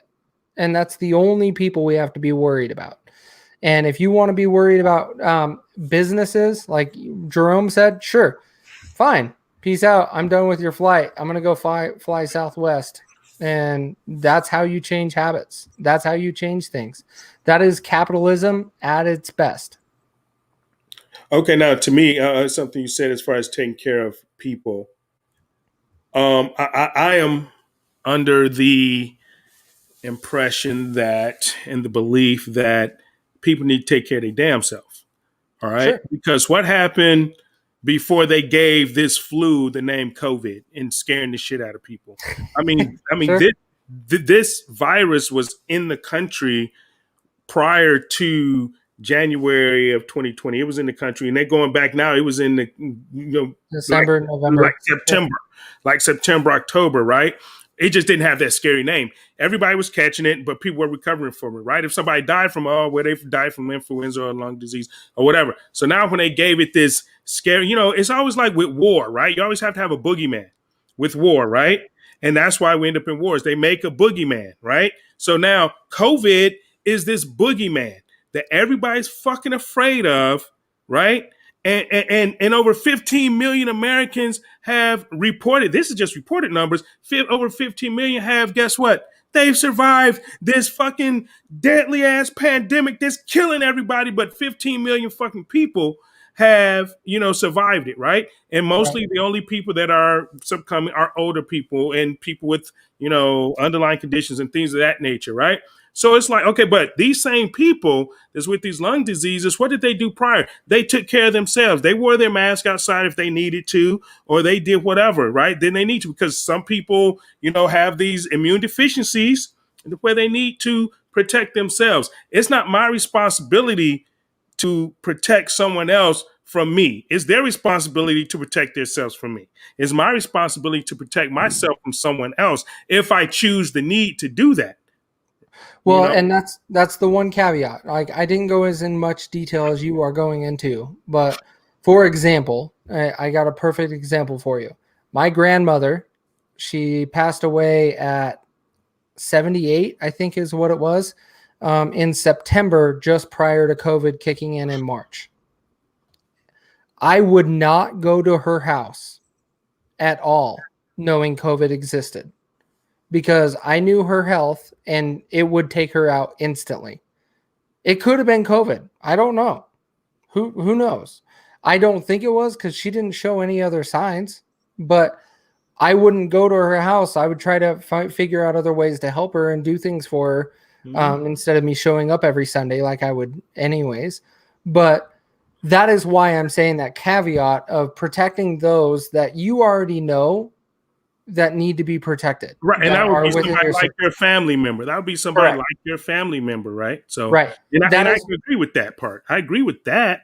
That is the only part that I'm leaving open. Other than that, it's open. It's everybody else. They got to take care of their family members and people they know are at risk. I also have a cousin that lives 15 houses down the street from me.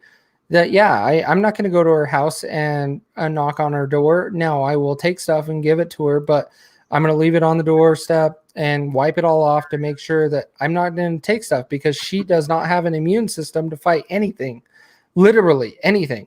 She is 28 years old and she has already been on the deathbed multiple times. Mm-hmm. I'm not going to risk that, but I know I need to take those. I need to clean things up, handle things properly when going to her house. I don't need to do that when I bring stuff to my house. I don't need to wipe off my cheeseburger from Arctic Circle or Wendy's when I'm trying to eat it at my house. I don't need to do that. Now here's my question to you, right? She had this illness before COVID, right? Who are you referring to? I mean, you saying the person that that's been sickly, definitely my cousin or my grandma? I referenced two of them. Your cousin, Okay. Just say your cousin, right? So before the word or the thing COVID came, did you go over a house and did you do things, prior to that? Okay, so it was, you did the same thing before COVID that you did after COVID because you already knew she had that ailment. Correct. Right. Okay. So you didn't change just because of COVID. Nope. You did it just because you already knew she was sick, and that's what I'm talking about, right? So why the big change with people and people in their lives just because this word COVID has come into play, and this boogeyman that came into play. Because if you know somebody's sick, you're not gonna go, like you did. You're not gonna do it anyway. Correct. I will give you one answer. Common sense is not common. Well, this is the thing. That is why. I just want to touch a little bit about COVID. So I'm immune suppressed.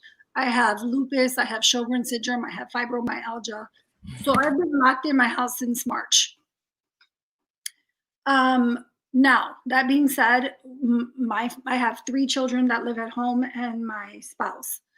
Nobody in, nobody out, right? My husband still had to go to work every day because he has to work. So my older daughter who comes on the weekend would come and leave things on the porch or look at me through a window. We did that literally for 6 months. Okay.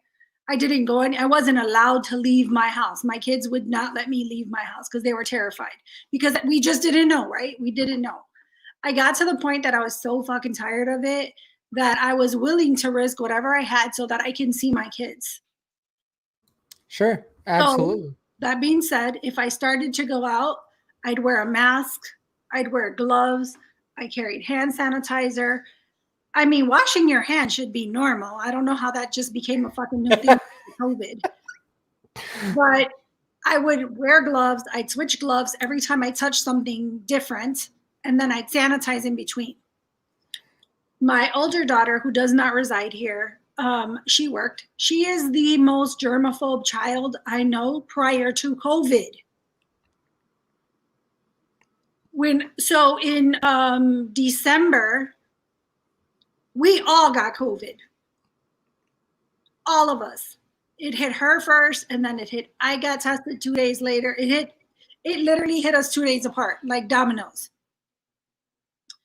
So I was probably the sickest the longest, but because I have zero immune system, so I can't fight it. Even when I get the flu, I'll have it for forever. That's the way it works. But I was grateful that I didn't have breathing problems where I had to go to the hospital. Yes, I had breathing issues, but it wasn't to the extent where that I needed to be hospitalized. I did a lot of things at home. I take hydroxychloroquine normally for my lupus. So that and a Z-Pack I was given by my doctor, and I took vitamin C every day. I took vitamin D every day. I took zinc every day.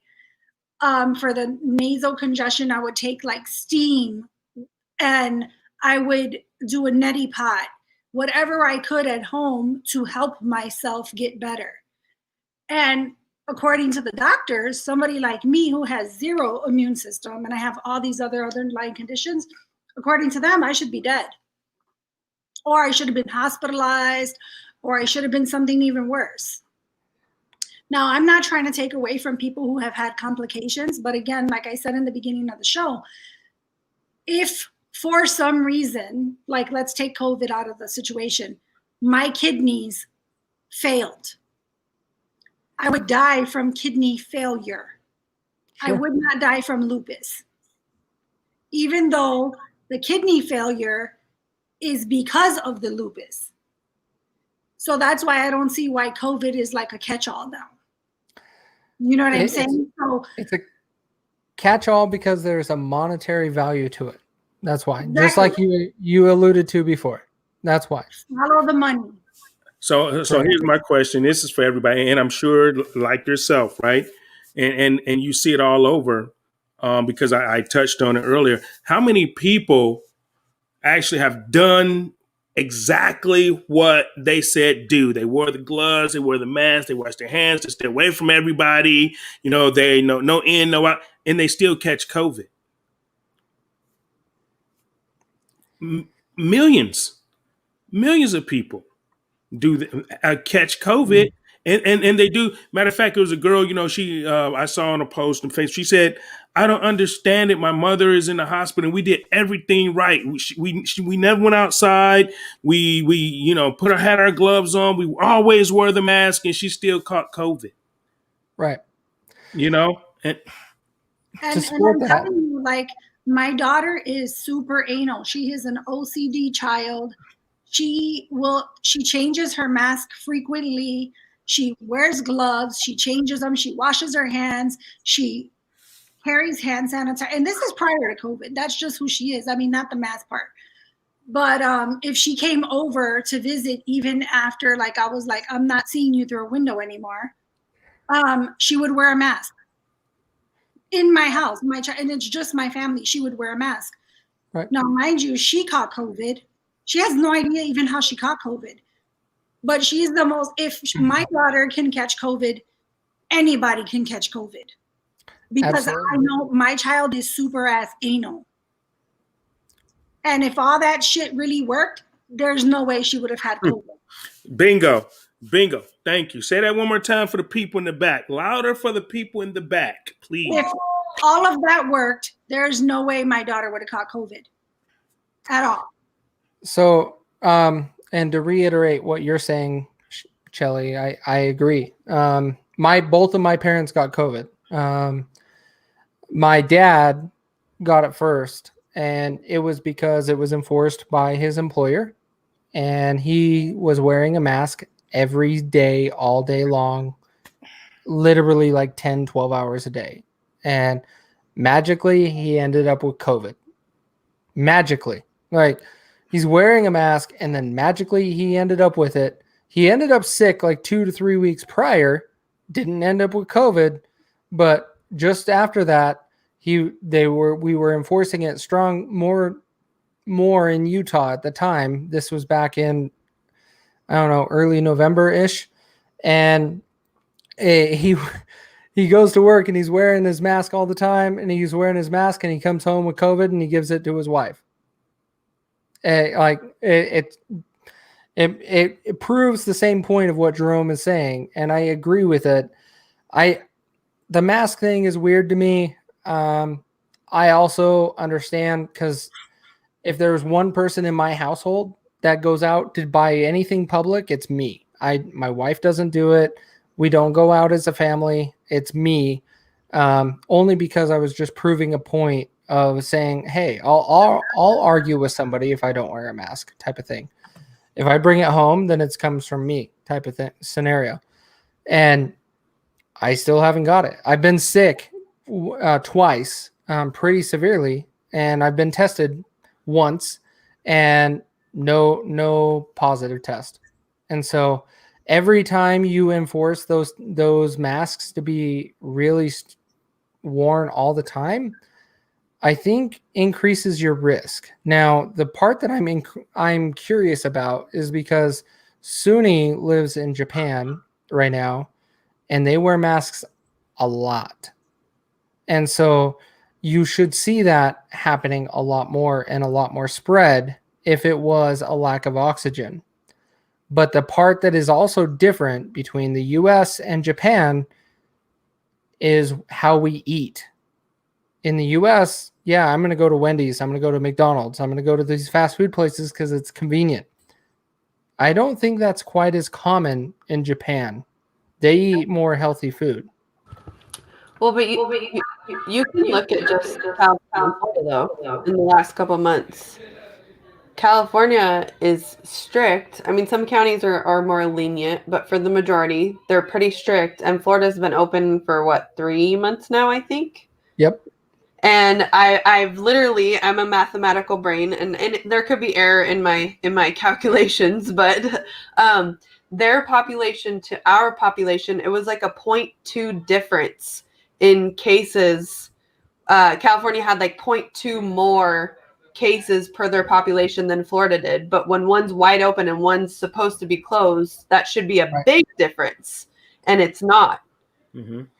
Well, and I don't think we're talking so much about a lockdown, but I agree with you. And Governor Naomi, I wanted to bring it like America to America, because I know you said I'm comparing America to Japan, but just to prove what you're talking about, and I agree with you. Governor Naomi from South Dakota, she has a graph, and you can go back to her Facebook page and look at it.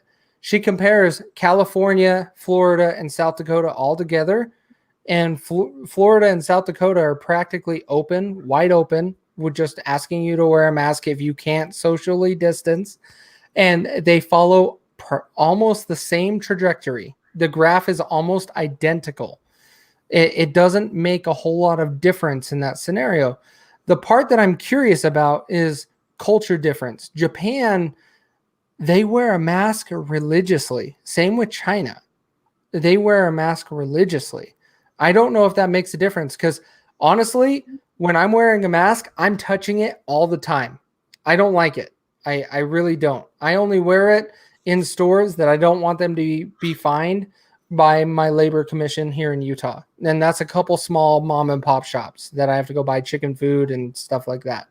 But I'm touching it, modifying it because it's falling off my face. And so I don't know if that's the problem or if it's other things. Because if they're more accustomed to it, they're not going to be touching it all the time and touching product, touching their face, touching their mask, etc. And that's where I'm curious to see what really happens in those cultures to where they wear those things regularly. That's all. Tony, where are you at? Well, here's my question. I want to know if yeah, I'm a big thing for this COVID thing. If COVID is so bad, right? Okay, why? I mean, and people that I see this all the time, and I just laugh at their dumbass. So I see people wearing their mask, and I see them getting out of the car, and I see them pulling up to the grocery store and letting people load their groceries. Are you fucking crazy? Are you crazy? Do you know what they put on your groceries? Were they wearing gloves when they chose your groceries for you?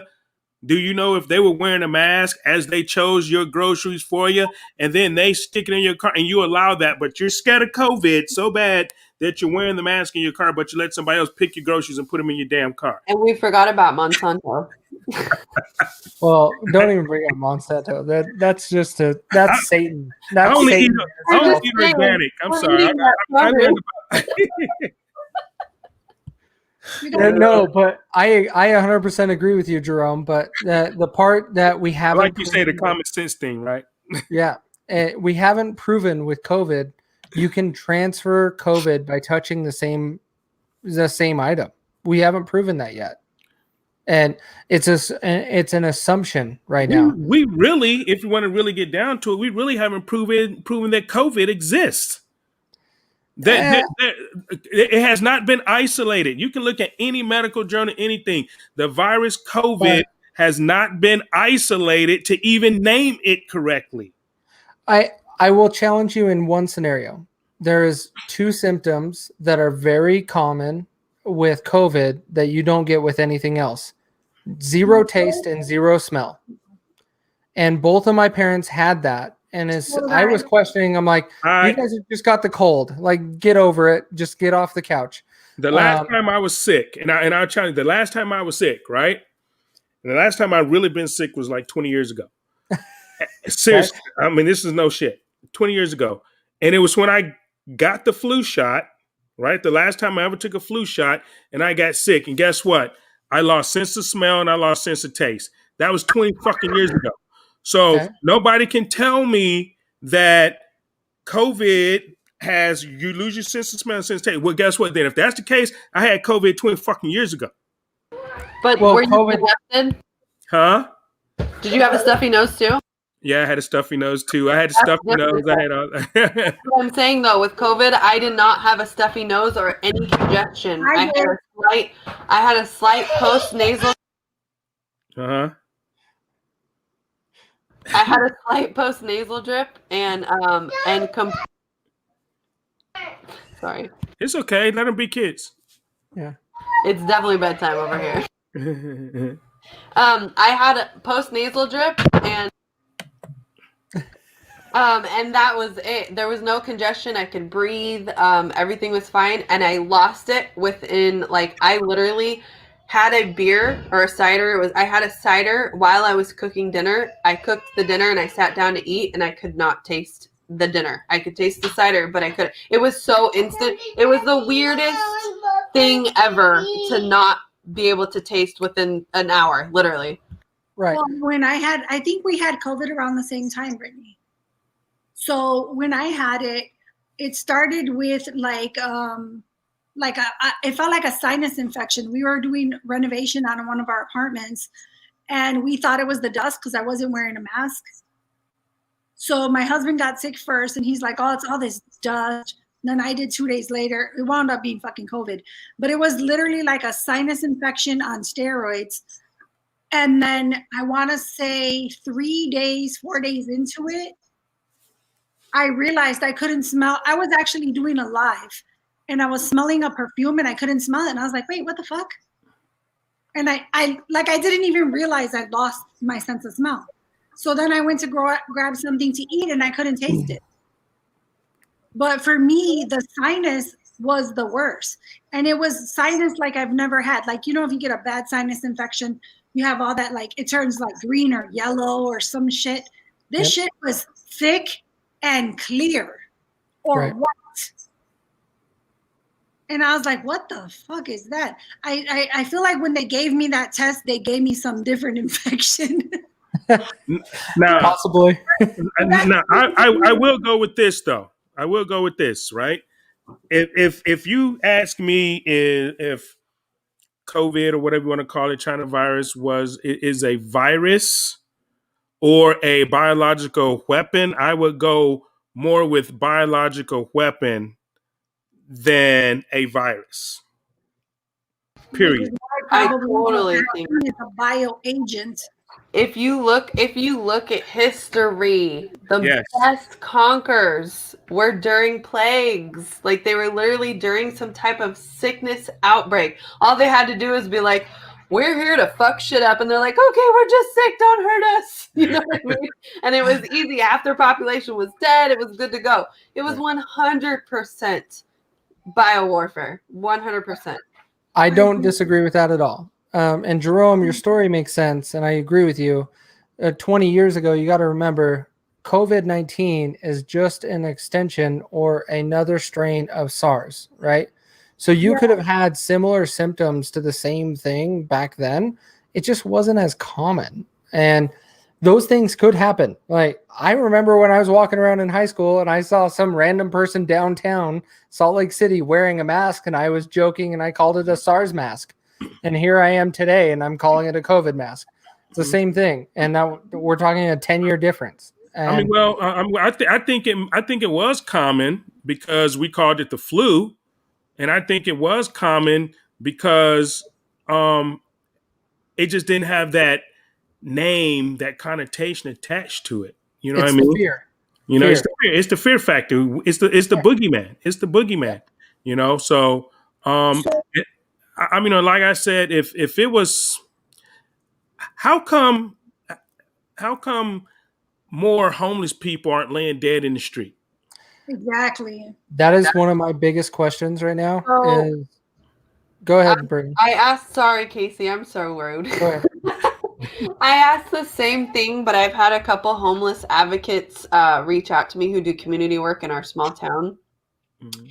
And they have basically said, we all know it's not as deadly as they say, but either A, they're not going to the doctor and getting checked for it because they can't, they don't have transportation, they don't, whatever it is. Or B, they've just built up their immunity from literally living in the wilderness, whether it's the city wilderness or they're not bathing. They're the dirtiest of dirtiest that they have built up this immunity by no choice. I will argue on the other side, though, that they do have weakened immunities in some aspects because they're getting the respiratory diseases. They're getting, they're not getting checkups for the stuff that they do have already because they don't have said healthcare. But I don't know. That's a toss-up. That was one of my first questions, but I was told really quickly, like it's they're literally built for survival because that's how they live. Yeah, I have a solution. Everybody don't shower. If you just don't shower, we'll solve the problem. I'm sorry, what'd you say, Charlie? I didn't hear you, Charlie. I was basically saying, like, I think from day one, and I've said it, like, we need to build, what is it called? Herd immunity.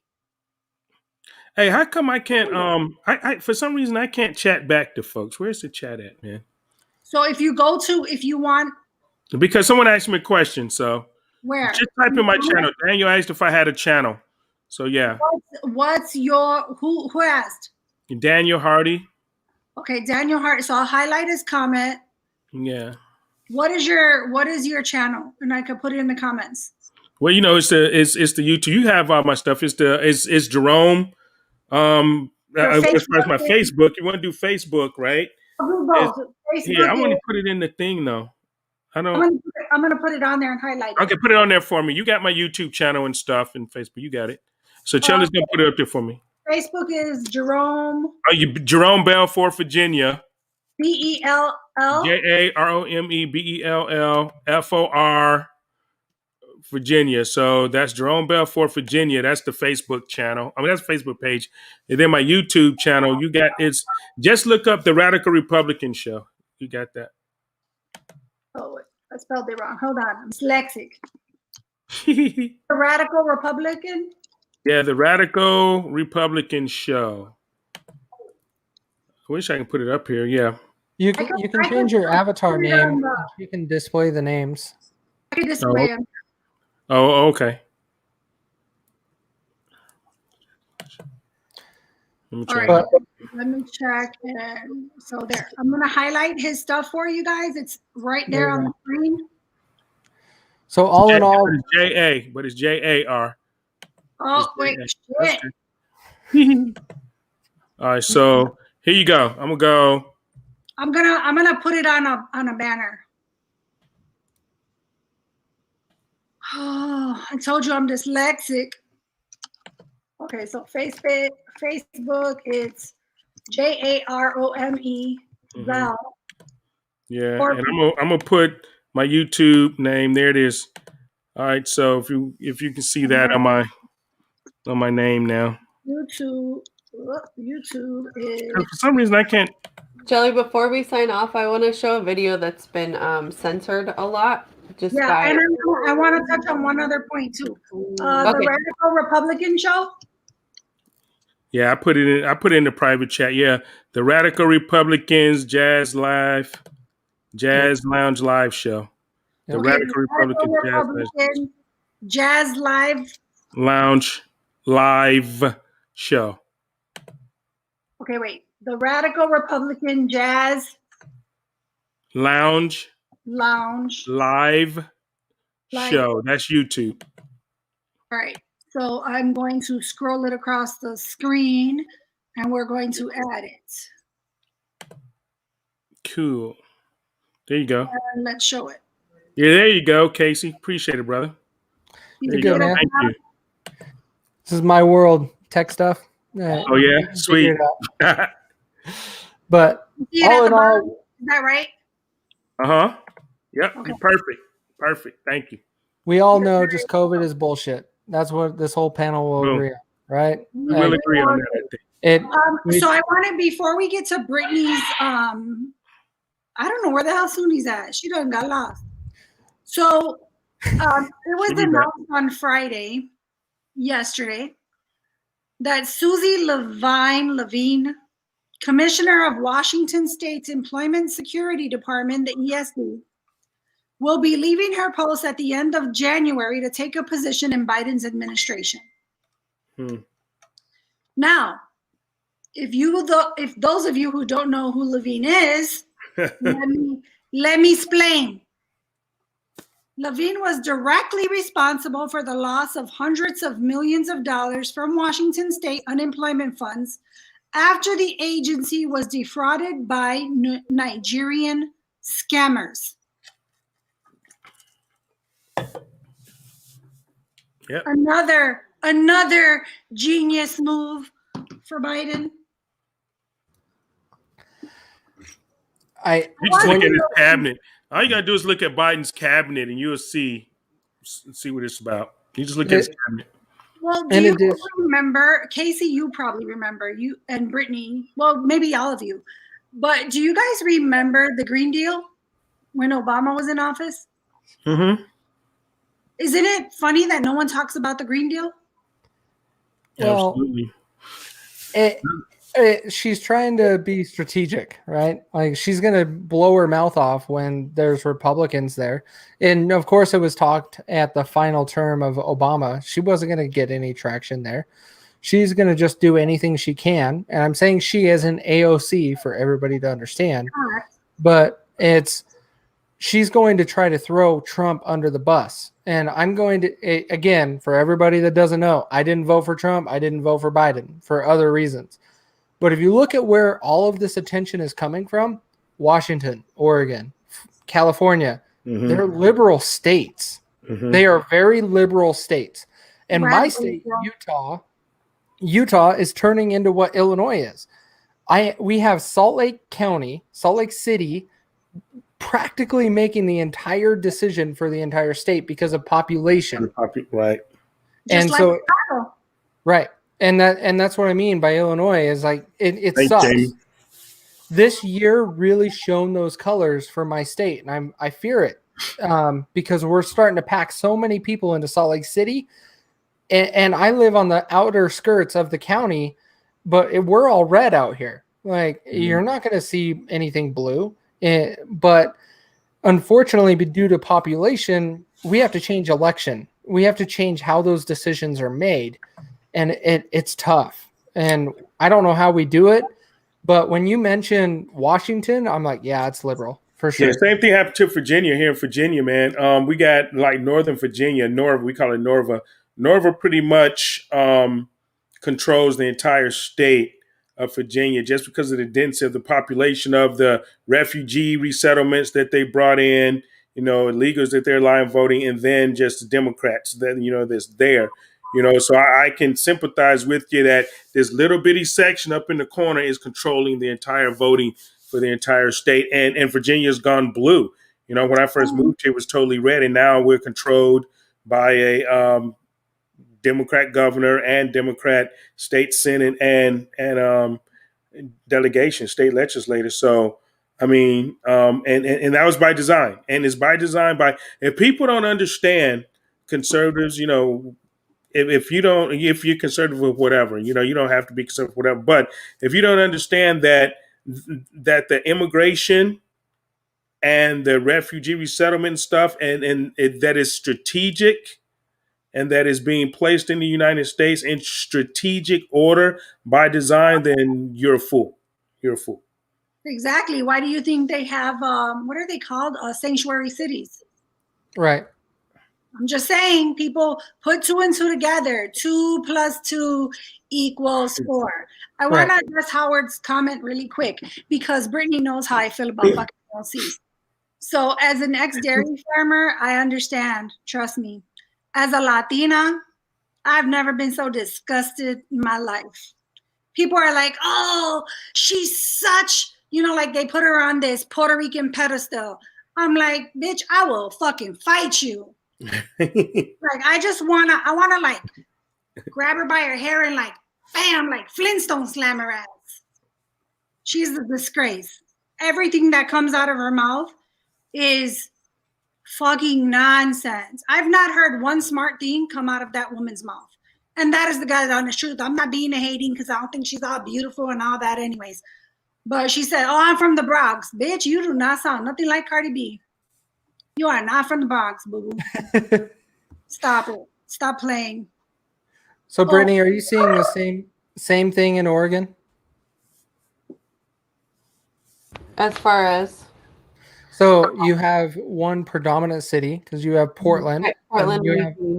You have Medford that's growing. But do you see your state being blue based upon a couple cities in general? Yeah. So we've been blue ever since the mail-in voting, which was about 7 years ago. We were red primarily before that. If you actually look at I don't want to call it a census map, but if you look at the 2020 election and you break it down by the counties, it's literally like Portland is blue, and then you've got a little trickling kind of counties around it, and then you've got Eugene that's blue, and then the entire south, west, and east are all red. And okay, population density. Yes, Portland has 500,000 people. I get it, but they all flock to the area because of the ideals, but the rest of the state, we're red. We're 100% red now. I mean, and I can't say we're 100% red. Actually, I will be quite fair. I highly looked at my county as well as Jackson County, which is Medford. I looked at our two counties that side by side each other, and it was like I think 50 I'll say like 52,000 people voted for Trump and like 48,000 people voted for Biden. So Medford's getting pretty split because a lot of people are moving here from California. But our county was probably like maybe 32 to 18. So there is a good chunk of Democrats still here, but we definitely dominate red down here. And a lot of people are like, screw them both, because we've got hippies. So they're like, screw them both, you know, which I honestly respect more than the other nowadays. I am 100% on board. Screw both red and blue. Yeah. Brittany, can you tell KD what I feel about the word Latinx? Yeah, any conservative Latino that I know hates that. And I can tell by her emoji she hates it too, but it's like, why? What is it even supposed to mean? It's like this new, it's this newer generation bullshit. I looked up the definition when I was live. Oh, sorry. I looked up the definition when I was live with Suni one day because I couldn't explain it to her because I think it's so fucking stupid. Right. Now, we have been called, I know that a lot of people don't like the word Hispanic because it was something that was given to us to put us in a category. Look, I don't give a shit what category I'm in. Where does the X come though? Here, let me look up the. It's such a stupid term. This is where I'm coming from, because back in the day, right? And I'm talking about the racist day, like back in the actual racist day in the South, when people would sign their names, it was with an X at the end, like old school. There would be an X at the end, and I just don't understand. Like that was my first. So what, how they say Latino or Latina, female, masculine.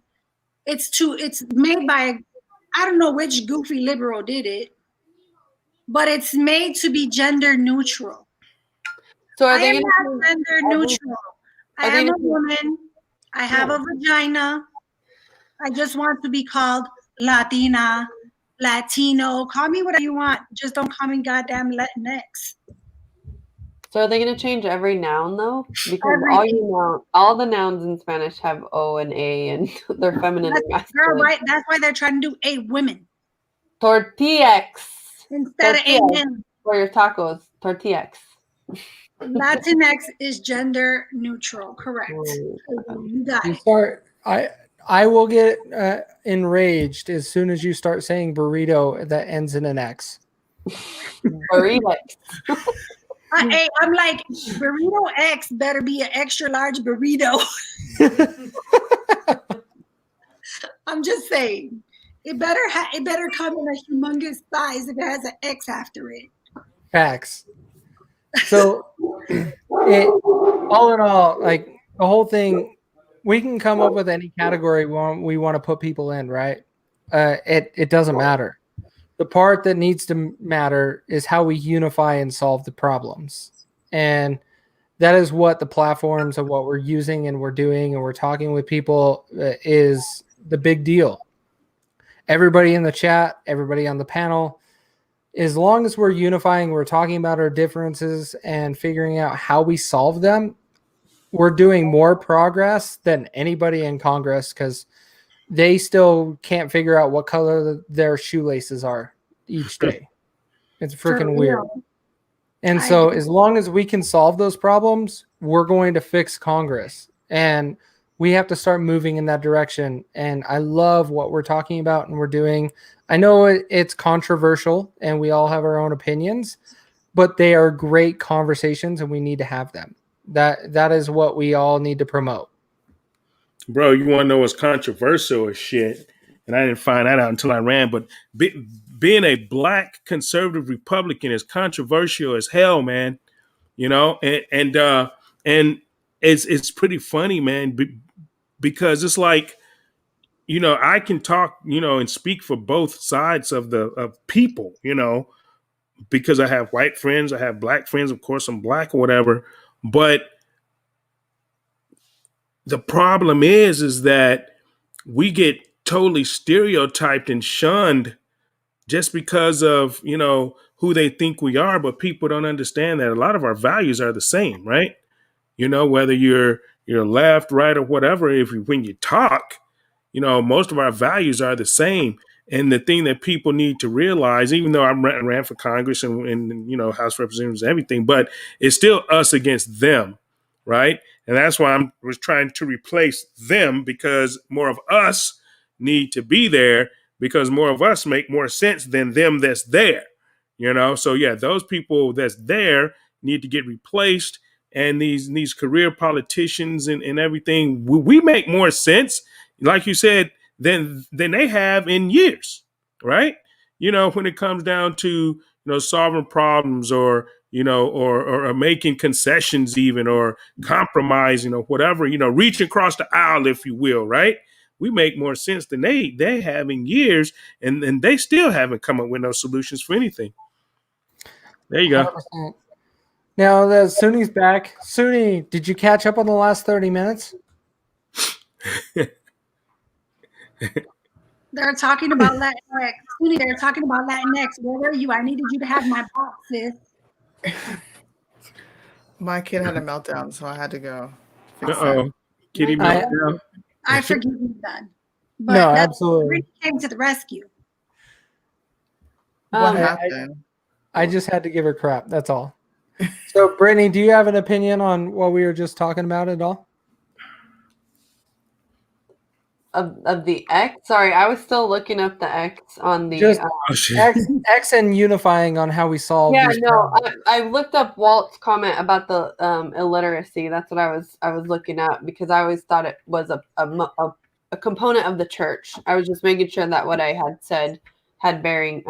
But Walt was right. There was illiterate signatures with just the X, but at the end of the name was more of the crucifix, basically, that you were baptized by the church. And like I said, this whole X to unify. I mean, one X is a woman letter. If you're really, X's and Y's, if we're going there, I don't understand why it needs to happen. I mean, like I've said before, when they came on board with the whole, like, you just call it a waiter, not a waitress. It's just a waiter. I'm like, okay, cool. If it's just an actor, all right, fine. We don't have to have a special name because you're a chick. But when you go into taking, like, literally the way Spanish is written with A's, and even Italian is the same way, and I'm sure in English we have certain things, but English is a really fucking hard language. But if you look at like Italian and Spanish, they literally have masculine and feminine vowels at the end of their words. Right. So I just don't understand the point. If you're not going to change the entire language, because that's insanity, why bother with? You could just be Latin. Like, if they're worried about it, why add an X? You're trying to do this slang hip cool thing, and it's not. No. And this is the Those thing, people are stupid. like my generation, older people like myself, I don't want to be no damn Latinx. I don't want nothing to do with these damn millennials, to be honest. Well, they're what they're thinking, and I have children that are millennials. But if my children thought like that, I'll smack the shit out of them. It's as stupid as boycotting Aunt Jemima and Goiza. I'll just Right. Right. For real. I'm Aunt like, Jemima was a saint, and she loved her job. Okay, right. David's out there. Where's David? David's back. Someone said, David, we had a question for you. David, if you're boycotting your Goya, drop a location. I will pick it up. Period. What was the question we have for him, though? I can't remember. Was it about Latinx? No, it wasn't about Latinx. No, it was way before that. Yeah, it was a long time ago. It was some shit. I forgot. I can't remember either, but we did. Oh, insulin. Go and tell that, homeboy. Why is he raising insulin prices? Yes. And EpiPen. Didn't he run on like helping Black people matter Like, is that not something that affects them at a crazy Oh, wait. rate? No, wait. Yes, Sonny. Stop. Where are you at? Facts. You're supposed to be backing him. Look, I'm just saying, I don't know. I feel like all year I'm just going to fuck with Joe Biden and ask common sense questions like, Yeah, pretty how much. do you guys not? Pretty much. And and to all you people, right? Where's I guess David, right? I guess that's his name. He's a liberal, whatever. I mean, because I get a lot of my liberal friends now, Democrat friends. Oh man, the election's over, man. Just move on. Bitch, y'all ain't said that shit in 2016. I ain't moving on shit. I'm gonna need about 4 years. I'm just letting you know. I'm gonna need about 4 years before I move on because I'm gonna fuck with Joe Biden and everybody that voted for Joe Biden for 4 years. And every time some shit get fucked up here in America that caused the people to suffer, I'm coming after your asses. I'm blaming all you motherfuckers. When the gas prices go up, I'm calling you bitches out. The insulin prices go when people start dying of fucking diabetes and shit because they can't afford their medicine. I'm fucking with you guys. I'm coming after every one of you motherfuckers. I'm just saying for voting for Joe Biden, okay, because he's gonna fuck up America. America's gonna get fucked up, and I'm blaming your dumb asses for the next 4 years. So hell no, I ain't moving on shit. Let's just facts. Hey, you know what we should do when we go to gas? Because you know what liberals look like. I'll be like, excuse me, since you voted for Biden, can you hook up this gas though? You know what I'm saying, right? Hey, no. We're not going to Brittany State. I am not letting other people pump my gas. I am not letting people pump my gas. Excuse you. When it is 25 degrees outside, you will be thanking that person that is pumping your gas. And on the contrary, when it is 110, you will also be thanking those people pumping your gas. Nope. I will walk out in a short sleeve t-shirt. I will walk out in a short sleeve t-shirt in both temperatures. I don't care. Bro. And see, Brittany just got Latinx on your ass. She was like, I was born and raised in California, and I had to pump my gas for so many years, and I will not trade it. Well, you're trading it for 55 mile an hour freeways, but everybody else has 65 or 70 or 80. First of all, we got one freeway down here. It's the 5. There's one. But it's still 55. Second of all, no, it's not. It is not 55. It's 65. Fact check that.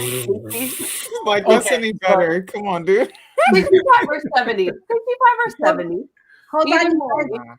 Just We so got mountains, bro. You can't go 95. I live in Utah. Well, I drive 90 everywhere. It's flat. Utah's flat. You Yeah. better go look at the map. Where I've been in Utah is flat. What, Wendover?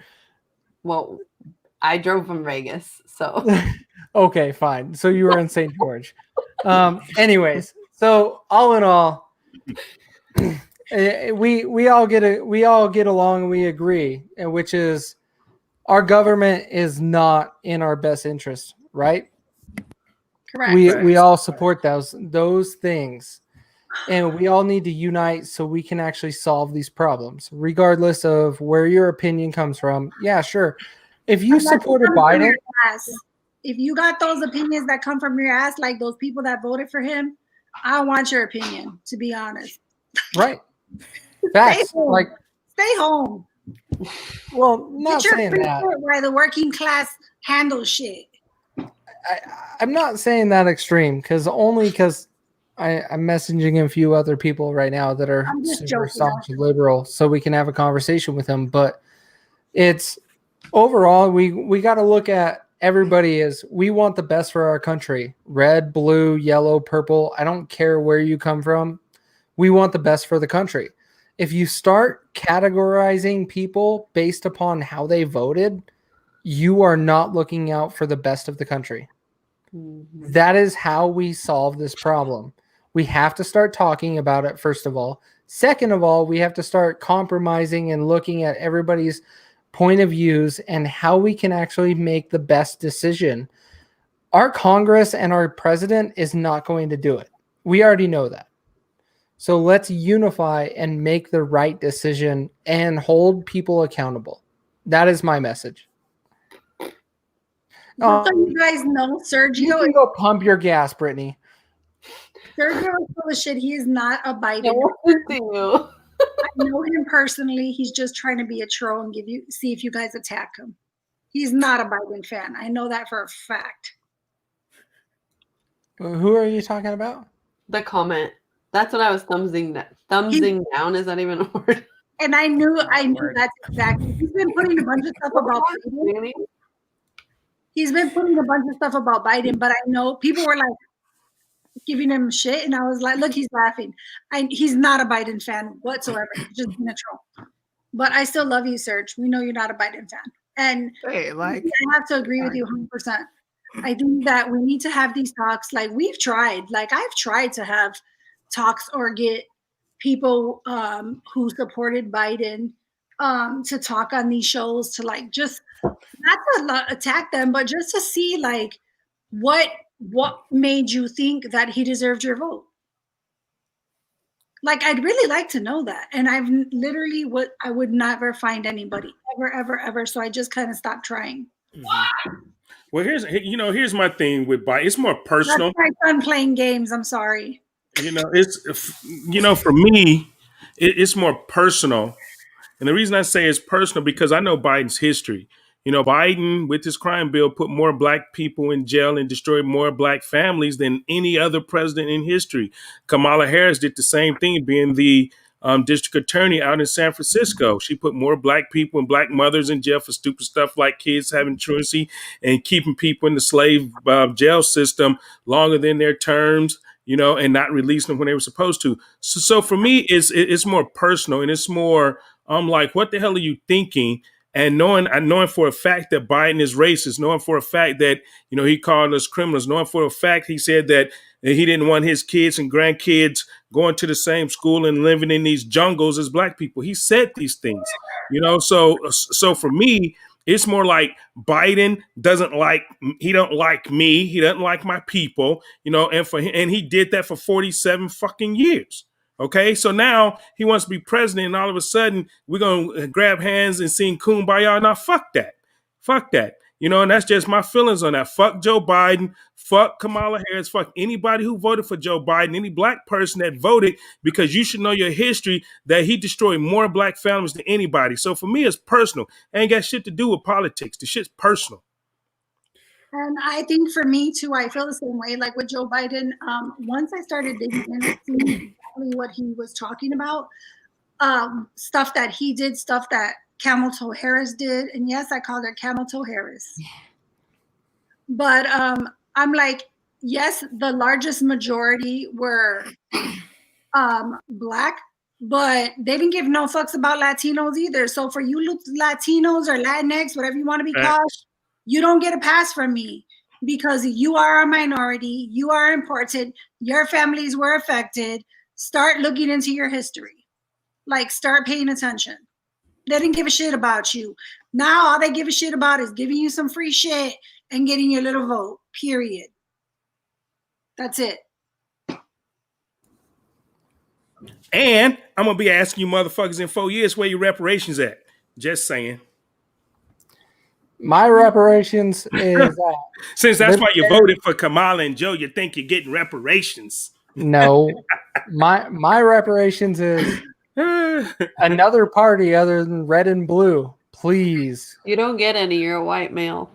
No, man, you don't get reparations. Man, that's only for black folk, man. Oh, okay. So Casey, come on, Casey. Because I'm a cracker, that's what I get. Cool. Yeah. You don't get no reparations, bro. You're to be feared. You're to be feared. Big old boogeyman.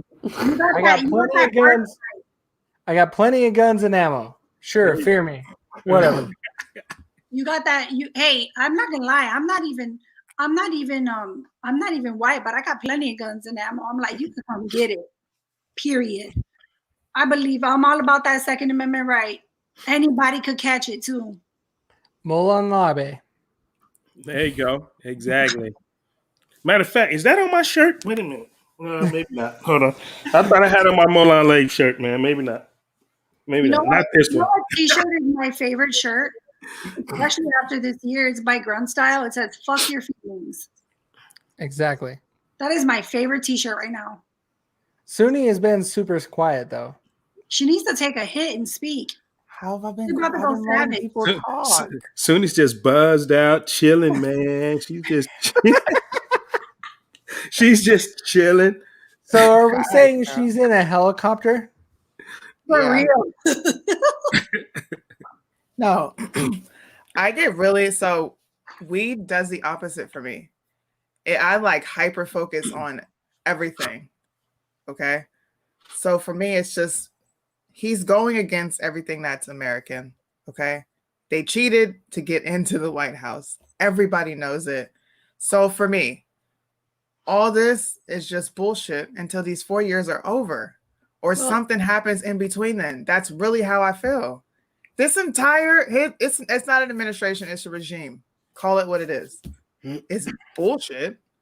I'm gonna spend my time exposing everything you do, buddy. I don't care if it's you got a Mitch Mac sock on. I'm talking shit because we dealt with it for 4 years. And they need to see because it sucks. I'm telling you, I was in Anthony's comment section trying to have a conversation with a liberal, and I wanted to punch myself for even trying. First thing they did was throw big words at me. I'm like, just answer my question. Would you treat if they were talking about how Biden didn't he said he was gonna come with something for COVID-19. And then later when he's elected, or is nothing we can do for months. We can't change it. Okay. So they went off on Trump forever for not doing anything or not doing enough. And the guy that you elected doesn't do shit. Because they didn't want to come that W. Like, do you hear them talking about the vaccine now? Oh, the vaccine. Like, if that's some shit you did. And it's funny that they didn't talk about it until after the election. They didn't talk about it days before the election, even though it was already out. But I'm like, Operation Warp Speed, who is your president? Pay attention. Words matter, people. Words matter. You know what? I can't put my brain with theirs because I'm like, shit. I know that not everybody has the same IQ. But like, isn't reading taught in grammar school? But that shit is taught in grammar school.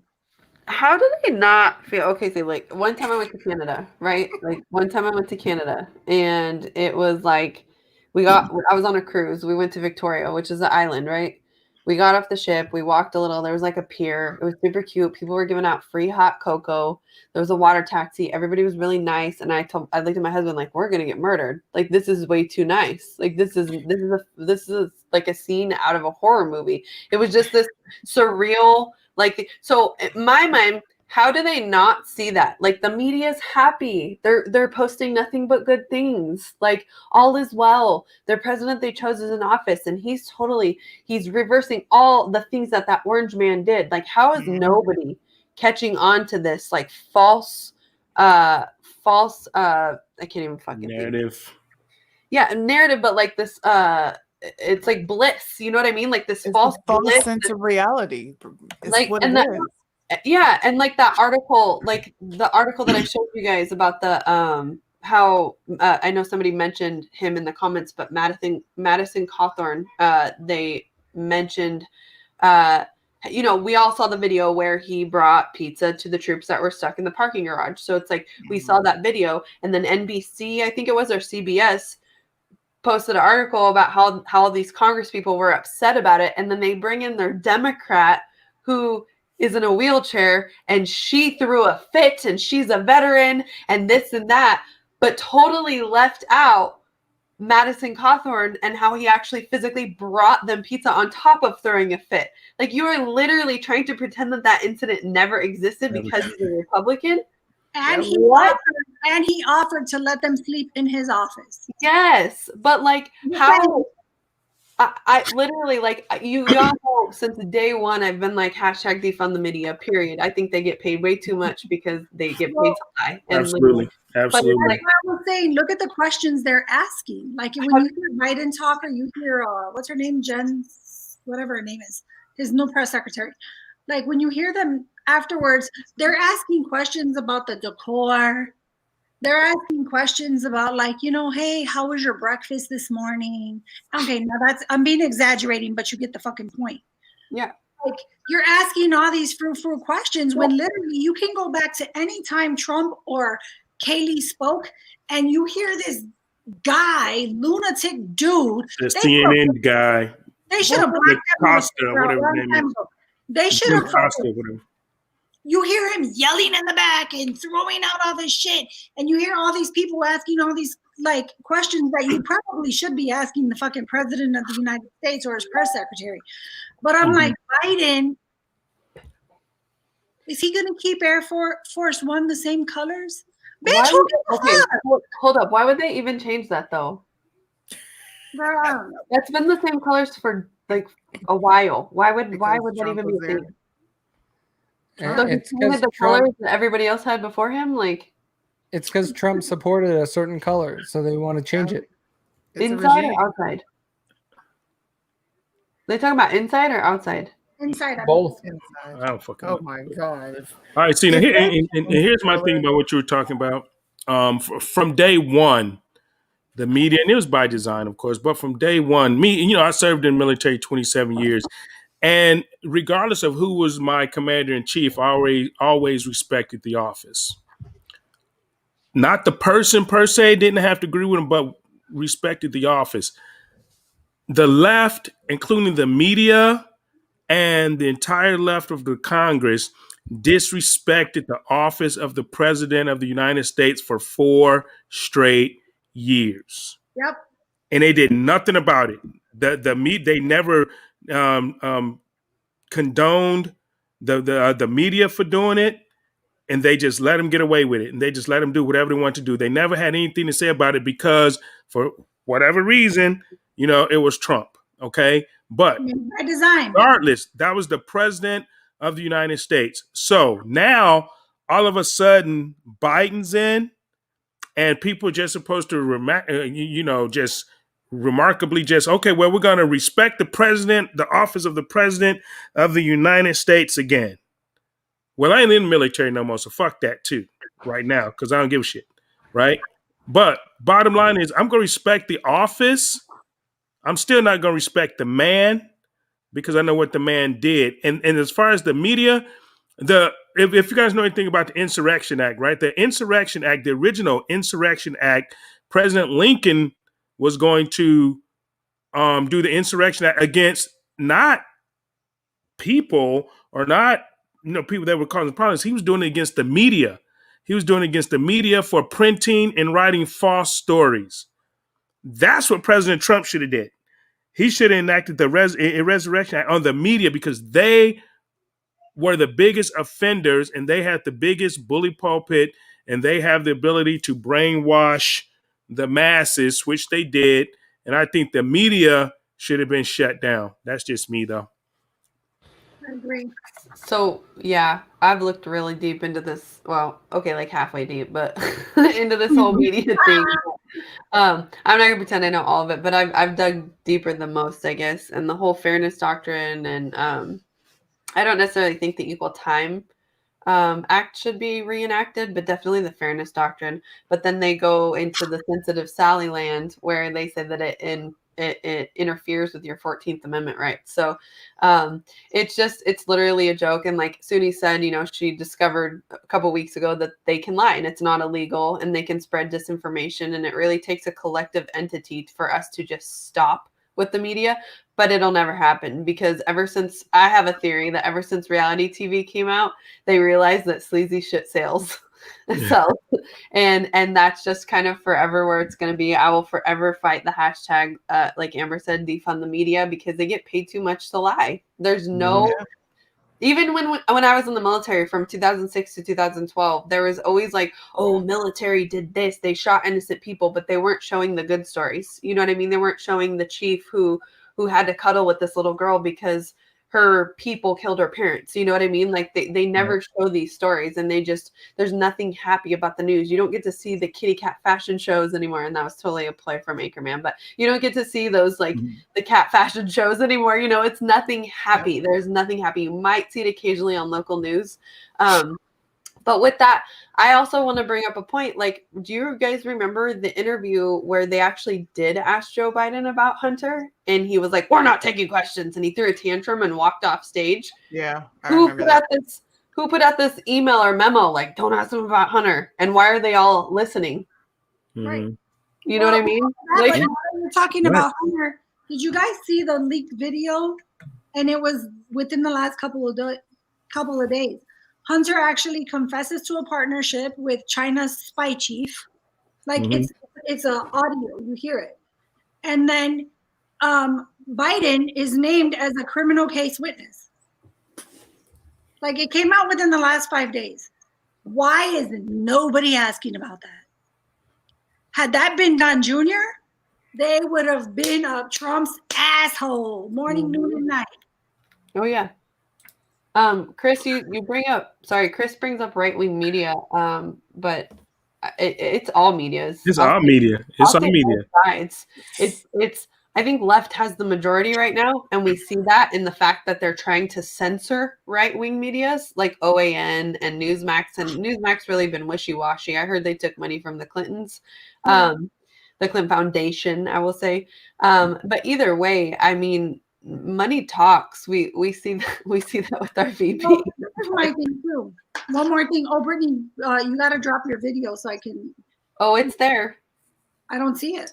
It, Oh wait, no, it is there. I see it now. It's been there. But I had it scrolled Save up. it for the end, though. Yeah, I just want to give this guy Okay. a shout out. He's had But, issues. one more thing that I wanted to talk about. Did you guys see or hear that this was on the 21st and it came from News Desk? Large U.S. military convoy enters northeast Syria after Damascus demands immediate withdrawal. Mm-hmm. Yep, I've seen it, of course. That's day two. You don't see it on the news. They're not reporting on that. But that's what I'm saying. Because we're talking about the media, that's what made me bring it up. Mm-hmm. Why are we not talking about that? Or ISIS. Because it doesn't fit Keystone Pipeline. Exactly. It doesn't fit the narrative. It doesn't fit the narrative because now everything's supposed to be nice. They're not going to report on the bombing in Iraq. You know, they're not going to, report on the tanks rolling into Syria. They're not going to report on any of that because now it's a Biden administration and they won't report on it until we end up in a war. And then they have to report on it. But of course, there's going to be a boogeyman. There's gonna be a boogeyman. We haven't had a boogeyman in a war in 4 years. Trump pulled us out of all of the wars, pulled people back. We haven't had a war, a new war start. This is the first president, people. This is the first president where we have not had or started a new war. And you people wanted him out of office. I hope none of you people have sons. I have a son in the military, so I'm really pissed about this too, that I know this man is going to put us back into another war within 6 months or less, that we're going to be back at war and that my son may have to go and face war. I did that shit and I didn't want my son to have to do it. But anyway, but Donald J. Trump was the only president, you can research, I don't give a shit, research it, that did not get us into another war. He ended the wars with the other countries. All right. As far as we were still at a state of war, but there was no new war started. He was pulling troops out. We were pulling people out. Well, people don't want to talk about why do they want us in war? Because war makes money. That's why. Oil and opium. Exactly. Say it War again. is profitable. People could hear it. War is profitable. Exactly. So let me throw one thing about Trump real quick. Is I am very disappointed that he signed the last NDAA. Does anybody remember or know the details of the last NDAA? I am too. I'm really pissed that he signed that as well. And I'm not gonna make any excuses for him because I wouldn't have signed it. I fucking wrote him. I said, "Don't you sign that bullshit." You should have vetoed the shit out of it. Vetoed the shit out of it. But here it is, though, right? He was trying to get reelected so he could I mean, it was a political thing. He signed it because it's what the people wanted. You know, the people were suffering. The people needed, you know, more money, and so he sort of got goaded into that shit. You know, I think. I mean, they pretty much tied his hands. No excuse. I would have been like, you know what? I would have just came on and told the American people, look, this is why I'm not signing this bullshit. Right. But just for everybody that doesn't know, the last NDAA that Trump signed, you cannot pull anybody out of Afghanistan early without congressional approval. I thought he vetoed it in December, though. No, he signed it. He threatened to veto it, but then he ended up signing it. Well, and the reason he signed it is because to try to make people, to let people get those $2,000 or whatever. And there was some more provisions in there, but the reason he signed it is because they had enough votes to override his veto. Wait, So, but the NDAA and the stimulus were two different things. right, those two different things. Correct. But he still got 2/3 of the vote on both. Yeah, Congress he was getting overridden. His veto was getting overridden. Yeah, they put it on TV. I remember when they aired it. It says right here he vetoed it December 23rd.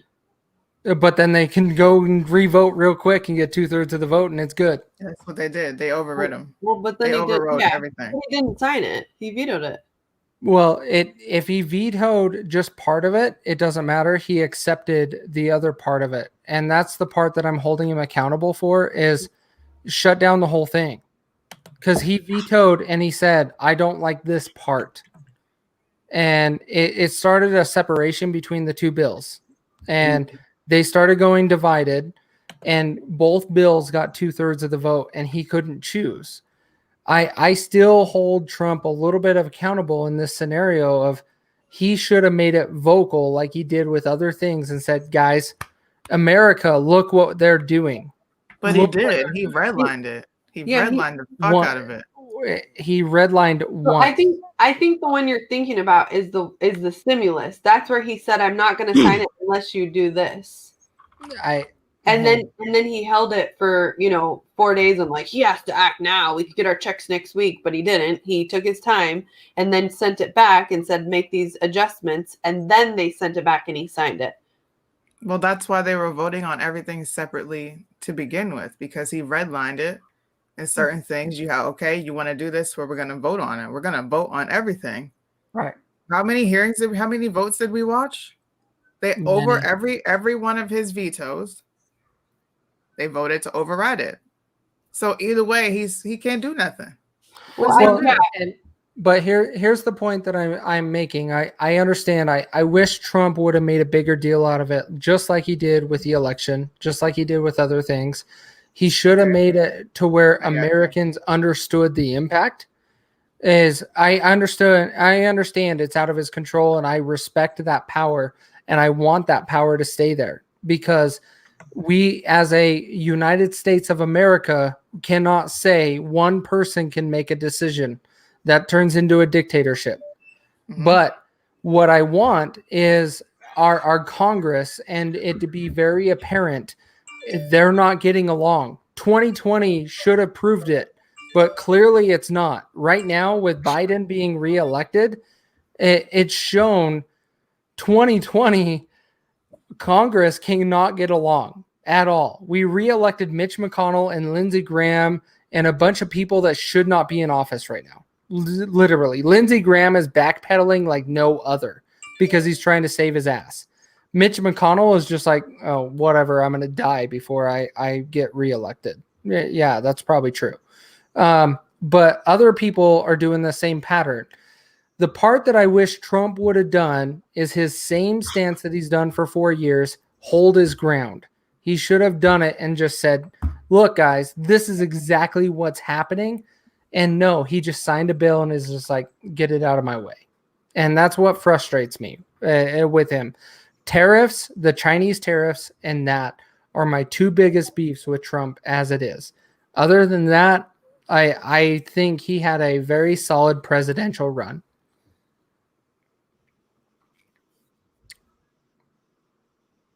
What the hell is happening to my... But overall, that's why I point out the NDAA. The NDAA is just important to me.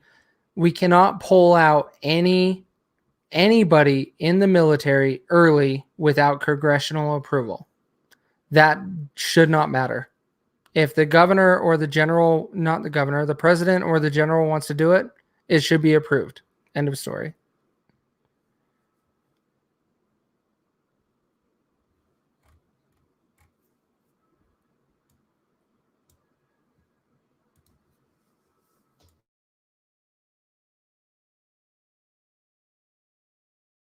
Sorry, I had to get my charger. Fake news. Bullshit.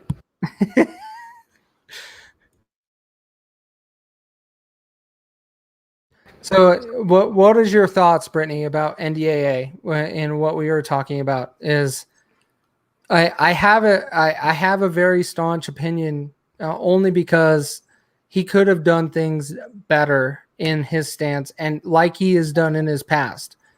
But I almost think that the NDAA, he threw in the towel. His hands were tied on that. To be honest. Because they were going to override the veto anyway. So he wanted to make sure that he got the best that he could get out of it without them vetoing it. And so he gave on some concessions. There's some stuff in there he probably didn't want to do, but there's some stuff in there he did get as well. So I mean, because and that's because of them punk bitch, Republicans that's in there that have no backbone and want to stand up, to the Democrats as far as that go, and the ones that really, the rhinos that really didn't want Trump in anyway. At that point, because all of them profit from war. A lot of them have these, military, company stocks, these, defense company stocks, and they make money. War is profitable for these people, and that's why they want to do it. So anything that can keep us in a war, they're going to vote for it. And it's bull. But unfortunately, like you said, we have to vote, and at this point, I've never questioned this point. I never in my life questioned if my vote counted. I question that now. I question that right now because of what happened in this election with the fraud. And I know for a fact it happened in Virginia because I have the data. I have the data that shows that it's not a 1-for-1 vote. I have the data and shows when the votes switched and when all these ballots got dumped. I have all that data. I have it. And that shows that there's fractional voting. Your vote may count for 1.41 if you vote this way, and my vote counts for 1.61 if I vote that way. Those are facts. I have the data. I have it. So knowing that, I'm thinking, okay, well, if my vote did count, okay, now how much did it count for? Because it's damn sure not 1-for-1 because I saw that with my own eyes. Well, we already know that. The Electoral College isn't set up that way. One for one is not equal. The Electoral College isn't set up to where it's 1-for-1. The Electoral College is set up primarily so there can be equal representation, where the big states don't have the ability to choose the president or choose elections for smaller states. That's why each state has 2 senators. And that's why they have representatives, commensurate with the population. That's why a lot of the Democrats want the illegals to vote and all these people to vote so they can get more representation in Congress. They can get more congressmen. And Sure. So where the Electoral College comes in, that's what the Electoral College is for, right there. Boom. And so now it used to be, okay, if the people voted in a state, and a president won the population vote, then he wins all of those electoral votes. Okay. And then it's 1-for-1 at that point. It's 1-for-1 or whatever at that point. Is that how many, because that's how many electoral votes are counted in that state. That's why there's a set number of electoral votes in that state. But the president who wins, or the person who wins the majority, is supposed to get those votes. That's why you saw in this election that a lot of these states were trying to split votes and trying to say, okay, well, the guy to get the popular vote don't get all the votes, or the guy to get the popular, and that's why they're doing these mail-in ballots. And that's why you saw all of these, because they wanted to get those electoral votes, and because it's popular votes. But if using the system, if it's not a 1-for-1 and it's a fractional system, then that's skewed and that's fraud, because it's not a 1-for-1 fighting for those electoral votes. I agree with you, but my solution is here's the problem. We're always overpopulated by the big cities. We already discussed that earlier tonight. The big cities always dominate each state. They always do. My state is starting to transition to that, which it really bothers me. Overall, if we were to start looking at things and we required a certain identification, like a voter ID or a driver's license or a identification from the government, we can actually start saying vote by vote. The reason for that is we could trust it. Right now, we have to go by, we trust that the ballot that was filled out was by a citizen, and it's not. And here in Utah, I'm thankful we do signature verification. So we throw out about 20,000 to 30,000 votes a year because the signature doesn't match what we have on an identification. But I know most states don't do that.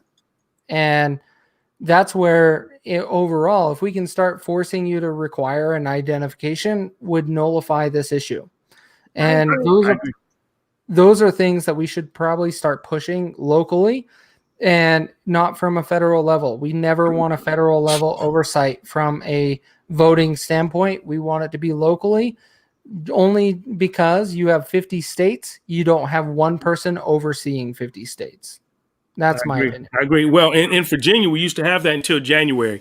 And this is what happens when because normally the state legislators vote to change their election laws. That's what happened in Virginia this year. Our state legislature voted to get rid of voter ID. They voted to get rid of signature verification and everything that you spoke about. So I agree with you 100%. We need that. But when these state legislatures, and general assemblies vote to remove that stuff, then that's where, like I say, become on the local level. Go ahead. I'm done. Roll with that. Brittany, whenever you ready, boo. Sorry, you guys are going a mile a minute. I was staying peaceful. I know Jimmy Carter warned us in 2005 about voter ID. Shelly, I tried to find the PDF to pull it up, but you showed me the PDF where he said that only 23 states, and this is at the time, I don't know what it is now, required actual ID. I think we all know that voter ID is necessary, and I don't know why it's not why it's not required. You have to have an ID to get a water bill, a water account. Like, why? You know what I mean? Like, why don't you have to have an ID to literally vote for a president of a country? Like, can I just go to like Chile or Argentina and be like, hey, I'm here to vote? Like, no. You need voter ID in Afghanistan.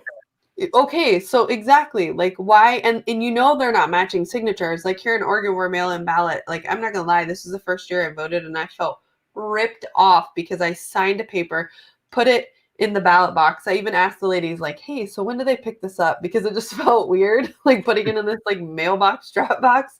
I'm like, when do they come pick this up? How often? Because I want to bring it in as close as possible, And it was totally weird. But they're not verifying signatures. Like they might say, oh, we got it, but how do they know it was me? It just there definitely should be voter ID. You should be like, if you're in a club, you don't get to vote for the president if you're not in the club. You know what I mean? Like, it's ridiculous the way that they say we don't need it. What? Yes, especially states like California aren't requiring it. What? Like, I don't know. I know you I'm going way back, so forgive me, but I'll make it short. I know you, Jerome, you mentioned like their stock and stuff in war and stuff, and I think I think it's minimal after Bush's administration. It might be deeply disguised, but after the whole Dick Cheney Halliburton thing, I think they really put more regulatory. However, it does boost the economy. It does give people more jobs, and it does create that sense of also a sense of unity. You guys mentioned a while ago about war. There hasn't been a boogeyman in a while. I've been telling Shelly for weeks that we need to watch China, because the only thing at this point that's going to unite our country is going to be a 9/11, like something in that instance. And I don't want it to happen. Obviously, I do not want anything. So don't twist my words. But I just have a feeling, and if I wouldn't be surprised if something happens to where we are forced to unite and we get that America hell yeah vibe again, because we are so divided right now that Let me- Looks like they're a bunch of crooked fuckers. Well, hang on. Let me point out one thing. If you go and look up the 9/11 Commission report, they blamed 9/11 on the delay of certifying the votes between Bush and Gore. Oh, You are 100% on point. how like what? I have no idea. Like, how does a month and a half make that difference? And it still happened 11 months later. Like, that's a bullshit answer, in my opinion. Facts. Yeah. No, I have this like gut feeling something major is going to happen and we're going to be forced to unite, because remember after 9/11, I call it the 9/12 feels, you know, where you got the 9/12 feels where you're like, oh my God, we're all together again. And that's exactly what it's going to be. And then hell, if it's when Biden's in office, look, guys, we're working through this together. The greatest day in American history that I can remember was 9/12/01. 9/12. Yep. Exactly. We were united as one. Yep. smoke mirrors. And that's where like I said, I obviously don't want anything like that to happen. It's this weird, gross feeling that I have that it's just the only way. It's the only way right now. And it sucks because they're crooked as I shit. just want to say this, and then I'm going to hop off because I have to make dinner. Go do it. So we were talking about Joe Biden, right? And the war is being started. Pretty much, troops are back in Syria. I watched so many spouses turn their nose up at me wearing a Trump hat.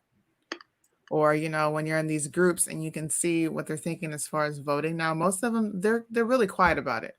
We don't really, well, this year I've just been like, yeah, I'm voting for Trump, but it's not a conversation that it's had in like the military crowd. It's just not. You don't talk about it.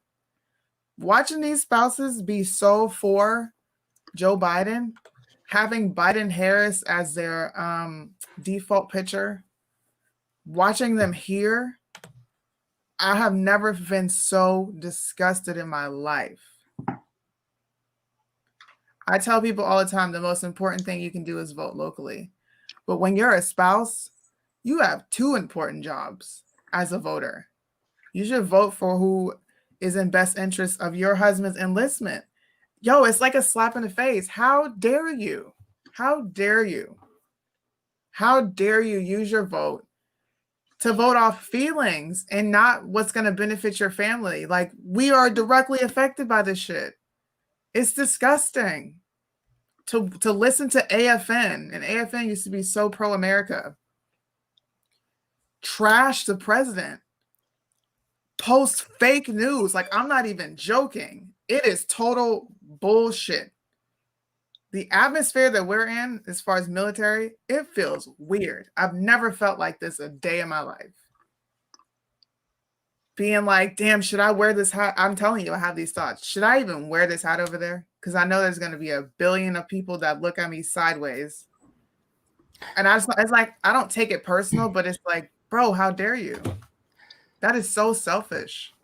I don't care, Suni. I support you, regardless of what hat you wear. So selfish, bro. I support you. And if I go to Japan to visit you and they look at you crazy, they're gonna catch me pan. It is insane. I'm like, how did you vote for Joe? How? You just watched how the military bounced back. Yes, we have our issues. It's never, it's different departments in the government. It has its issues, 100%. But bro, things were good. And now you're watching them they're offering severance pay. You want to retire early, we'll pay you, give you a bonus, because they know they're not going to have jobs for people. They're already prepping. Mm-hmm. That is what's happening to the military. I just want people to realize there are things outside of you that matter. Exactly. Stop being so damn selfish.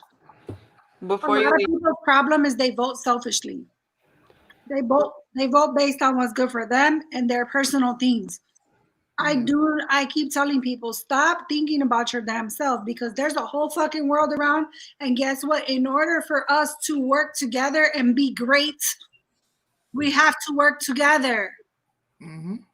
Like, you can't think about your own personal needs, your own personal gains. I'm gonna vote for this person because, this person is gonna give me more welfare.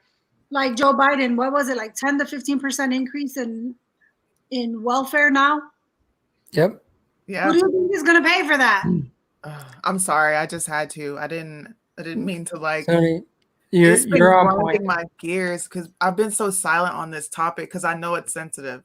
It's sensitive, but to watch these women and men, because we have spouses that are men as well, just I want to punch you, like I really do. I want to take all y'all on the line and punch you because you're selfish, bro. I take that shit personal. If you have somebody enlisted as your family member, a spouse, a son, a daughter, you should take that personal. Yep. Everybody voted based off of their fucking feelings. And how dare you? How dare you? Suni, you are 1,000,000% accurate and on point. And my thing is, that is one of the biggest things that I can put on Trump's accomplishments is no wars with another country. 0 wars with another country. He even withdrew many and thousands of our soldiers, regardless of branch of military, back to the States in his 4 years. You have not seen that in decades, multiple decades. Ever. Right? Ever. Mm-hmm. Ever. You can go back a century and you can see we withdrew, but it gets sensitive because of our big wars like World War I and II. But I agree with you. It's practically ever. And that's where Trump did something. And I have family in the military too. I have family that will be staying in my house in 4 months because of her husband is being deployed. Yep. And just like that, bro. And they are going to another country. And now I will have my sister and her kids staying with me because her husband is being deployed. And so I am 100% on board, and I agree with you 1,000,000%. You want to play your video, Britt? Yeah, before I press play, Hawk says he misses you yelling at him, Suni. If for those of you who know Hawk, he's been very sick and he's also booted off of Facebook right now. So I've been checking in with him on the Signal app, and that's really kind of the only way we can get a hold of him. He said he's feeling better-ish, but still pretty to the curb. He got some blood lab results that he's hoping to get Monday. So just keep Hawk in your guys' thoughts because he's not one of the people that can get sick. Yeah. He needs he needs all the good vibes. So he said he's lonely and he misses Suni yelling at him. So I'll yell at him. Yeah. Yeah. Okay, so this video, I don't know if anybody follows Topher. He's an Air Force vet. He did this song with the Marine rapper I'm obsessed with this song. It's literally, I don't know how it got to be the only song in my iTunes library, but it like plays over and over and again in my car. And I just take like a 2-minute drive, but I just let it play. So now my kids are singing it. They made it before the whole Capitol storming, or storming, protesting, whatever you guys want to call it. But because it mentions going to the Capitol and letting their voices be heard, they've literally been banned off every platform. I'm starting to see in the last day or so that they're kind of getting it back. And in fact, Billboard just put them at 25, which is crazy. 25, in Billboard's digital charts, like that's pretty crazy. And they were on iTunes at like number 3 or something, which is insane for just, a couple conservatives. But I'll play this out. I just wanted to give him a shout out because he is being censored. You guys can check in the iTunes store for it. But mostly I know themarinerapper.com. So like all one word, themarinerapper.com. You can actually purchase the store there. I paid my 99 cents before I got pulled from iTunes. But just check it out. 2 super talented dudes and 2 vets, so why not support? It's good lyrics. It gets me pumped up. It makes me feel good about where we are, even though we are where we are, if that makes sense. So let me just play it. Someday I will buy guys with good oars, sails to distant shores, stand up high in the proud, noble bark I steer, standing course for the heathens, many foemen, many. Tens of thousands on my right, thousands by my side. War between good and evil, watching our fists collide.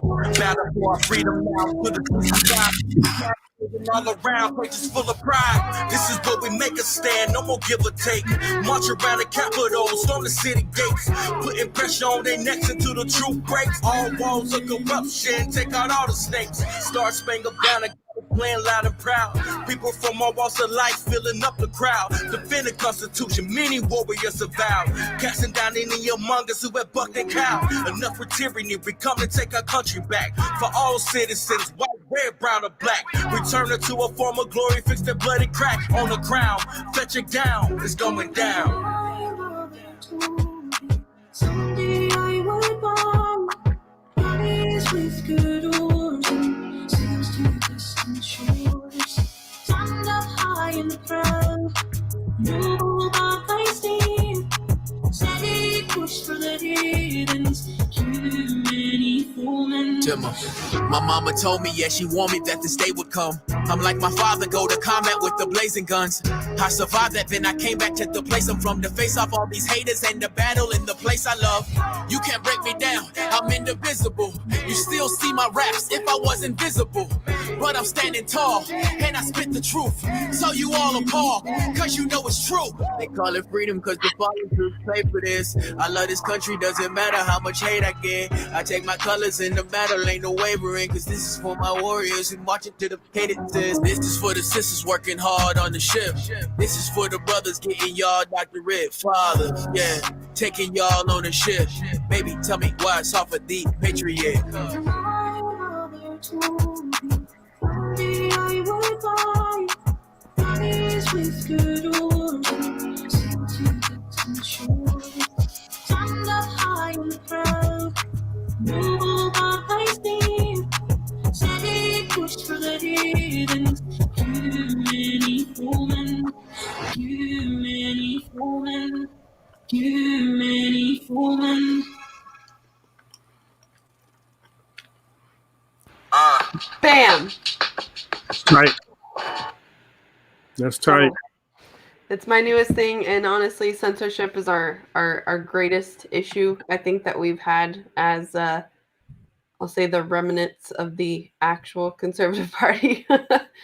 This whole cancel, it's not even cancel culture anymore. It's literally cancel anybody but us. It's cancel anybody. Yeah, exactly. Because I got canceled off of Twitter 2 weeks before my election.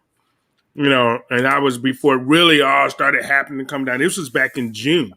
This was back in June. Primary was June 23rd. I got censored and suspended off Twitter 2 weeks before that. And then just to watch where it is now, it's way past suspension and, like you say, censorship. This is just straight up, if I don't like your ass, I'm canceling you. Period. Yep. I mean, they're getting people, trying to get people fired from their jobs, you know, and just all of this stuff. So, I mean, and that's, it's really messed up, you know, because it's like, and it's scary, you know, it's scary to some people because, you know, it's like I can lose my job or whatever just because of the way I think, because I think different from you, and you hold this greater power over me that you can just cancel me. Nope. I mean, you got to think about it. If these people can silence and counsel the most powerful person position-wise in the world, being the president of the United States, you ain't it. Correct. Hey, I got a question for you guys real quick. I'm not sure how many of you guys have kids that play sports. I had kids. I had kids that were going to go into sports prior to COVID. They were just entering this year. You guys see the thing about Joe Biden saying as far as like transgenders can play sports? It's bullshit. The governor in the General Assembly of Virginia passed that law in Virginia that went into effect July the 1st, to where biological boys can go into biological girls' bathrooms, and that they can play girls' sports. That happened in the state of Virginia this year. And just to reiterate for everybody, this is a point proving Well, last year. your state has more power than what the president says he has. The state passed it before the president did it. Mm-hmm. It's the state. It's definitely the states. You have to get control of your states. Like I say, the federal isn't much, but you have to get control of the states. But yeah, it's going down. My children are not into sports. They're more like academic kids. But I think that I don't care who it is, there's a difference between a strength of a man and a strength of a woman. 1,000,000%. Okay? Now, I can be the exact same size as a man, my height, my weight, and there is something about their build that is going to make them naturally stronger than me. It's called testosterone. Yep. It is. That's what it is So- in DNA.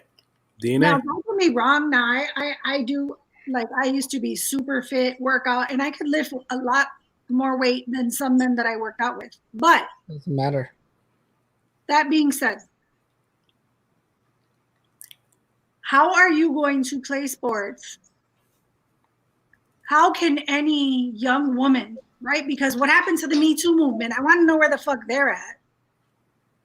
I want to know where they're at. They're not, because Trump is not saying, I'm going to grab someone by the word. I'm not going to say it, but By the PSSY. yeah, exactly. You got the left that they're saying everybody's equal. Okay, fine. We're going to say everybody's equal. LeBron James is not equal to the best WNBA player. It's not equal.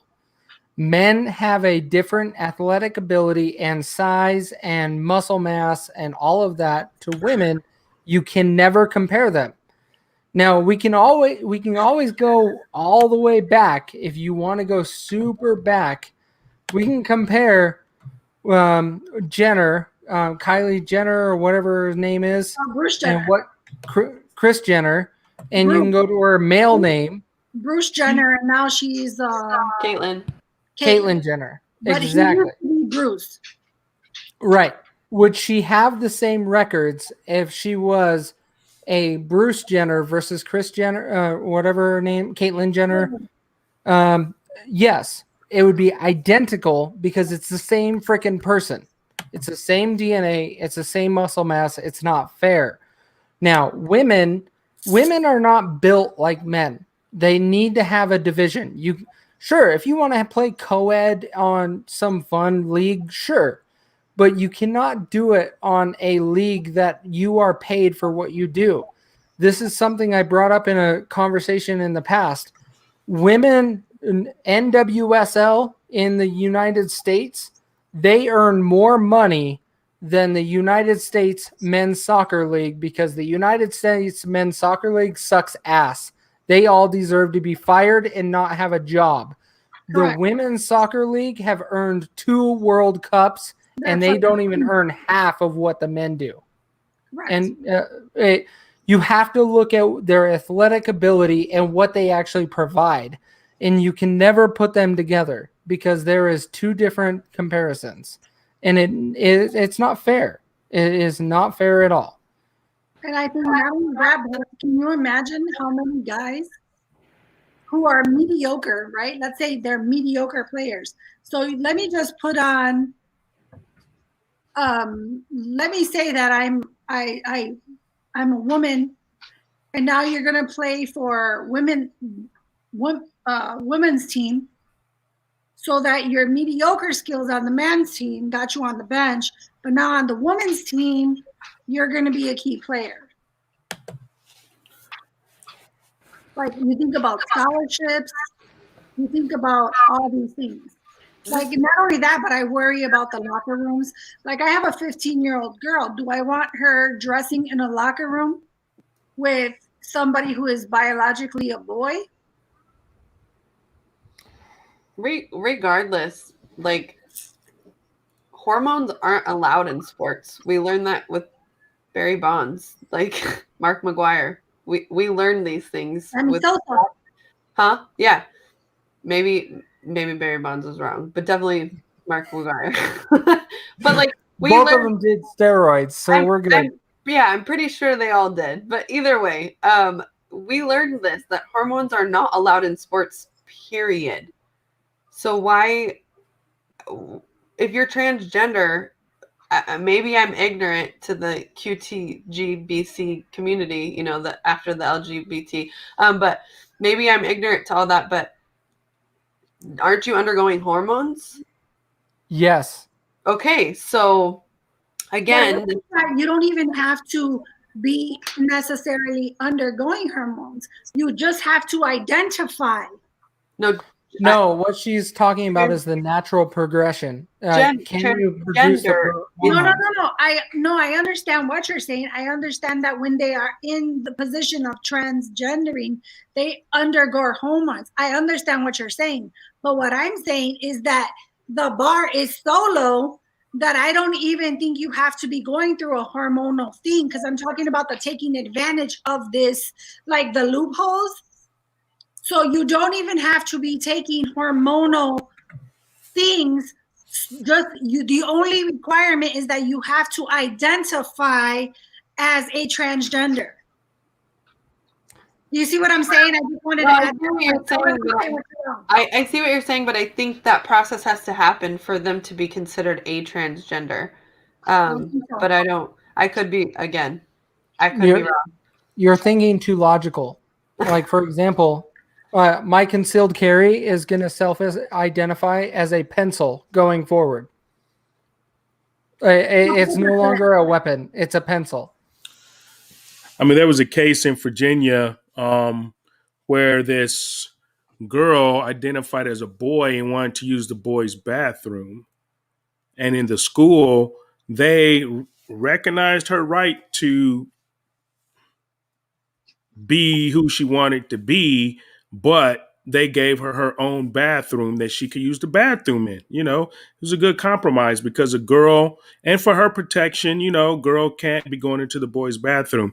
She sued and won. And, you know, and she wasn't going through the hormone and all that stuff. She just identified as a boy. You know, my thing is that whoever you think you are, or whatever you think you are, I don't care how many hormones you take or whatever, that shit doesn't change your DNA. Nope. And if you are a biological male you should not be able to play female sports. Yep. You should not be able to go into a female restroom if there's a unisex or whatever restroom. If companies or schools or whatever want to compromise and give you that ability, then you take that. But here's the problem, and this is what it is. It's all about the pushing the LGBTQ, PT, whatever agenda. It's all about agenda. Everything that you're seeing is about agenda. It's about emasculating the American male, white and black. Because when you emasculate men, then you weaken a country. And they are trying to weaken the country by weakening men Correct. and pushing this agenda to weaken men. The Me Too movement, the pussy hat wearers, all of this stuff. It goes back to it goes back to feminism, and it goes back to emasculating men, and that's what it's about. Brittany, just so that you guys know, we want to be clear. Brittany and I would never be caught wearing a pussy hat. I would hope not. And so, Please don't. Please No. don't. that's awkward. Okay, so if you're not transitioning, you're right. I just educated myself in 2.5 seconds. You're right. They just have to identify, and when some, it says, can transition. So, okay, hypothetically, we focus on the transition ones because I remember a story of a high school wrestler who was I think a male turned female, who won the state champ. Mhm. And that Right. was a big deal. In wrestling, it's literally all physical. And wrestling can be co-ed, but I think this was specifically a female bracket. Correct. It was. But so hypothetically, like, I think the transition would be where the gray area is. But if you're not transitioning and you're just transgender and you're a boy, but you're like, man, I really feel like I should be a woman. What on earth would possess you to wrestle with the women if you're still in your male form? You know what I mean? Like, if I was a woman and I'm like, man, I really should be a dude, like, I would still wrestle with the girls. You know what I mean? I mean, maybe it's something beyond my imagination to fathom, but like, if you're transitioning and you're like, no, now I'm Bob, you guys, I'm not Brittany anymore, I'm Bob. So you have to address me as Bob, and I don't ever want to be affiliated with the female side of me. Okay, I see an argument. I still don't think you should be in there because now you have hormones. You know what I mean? But like, if you're still in your natural gender or sex, whatever you want to call it, if you're still in your natural sex, like you're what you were born with, how would it even be a conversation? I just don't. Well, my thing is why? Well, you don't think that because you're not sick. That's why you can't. No, My- seriously, that's why you can't comprehend that because you're not Gender sick. dysmorphia. It's a thing. He's not lying. Gender dysmorphia is a thing. Well, and I think me and my kid talk about it, and she talks about like body dysmorphia. So I think even if say I just decide I want to identify as a man, but why would I not still want to play in women's sports? You know what I mean? Like, who I identify as is one thing, right? That's just who I am. That's who my people refer me as. But the fact is that I am biologically still a woman. No. So you're mixing up two things. Men go to women's sports. Women do not go to men's sports. Absolutely. Men not. go. I have not seen a single thing of a woman going through men's sports other than there is some small and little girls in the teenage years want to play football, and that's okay. I'm all in on that.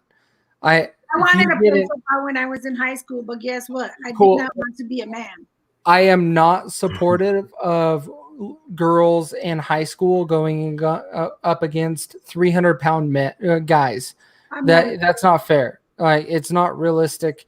But overall, we got to understand the whole picture here. Is we are being told what needs to be done and what is being done, and we have to accept it. We can change anything we want to. If women want to play in the NFL, sure, women can play in the NFL. We're not going to change the rules for women.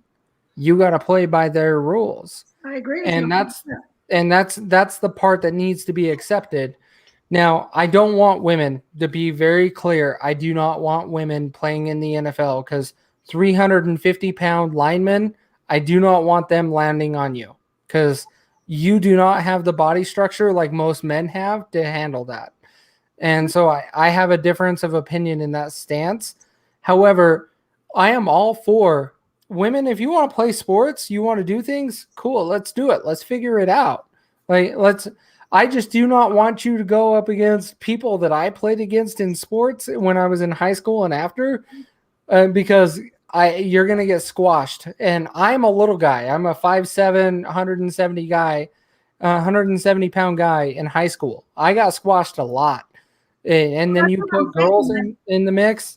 Well, no. that's what I'm saying. I don't understand it. Like, okay, say my two teenagers. My son is 17, my daughter is 15. My son stands at 6'3" and is probably 190 solid. Oh, geez. And my 15-year-old daughter is probably 5'3", maybe 125 pounds. So she decides, I want to play with the boys. My son literally just has to like blow on her ass.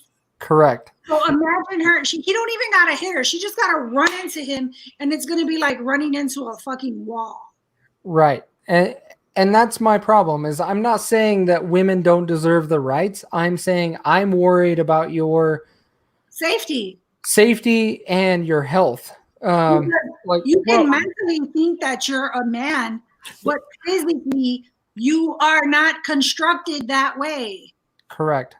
Well, here's my thing. I mean, see, we get into this thing about rights, right? And like you said earlier, common sense is not so common.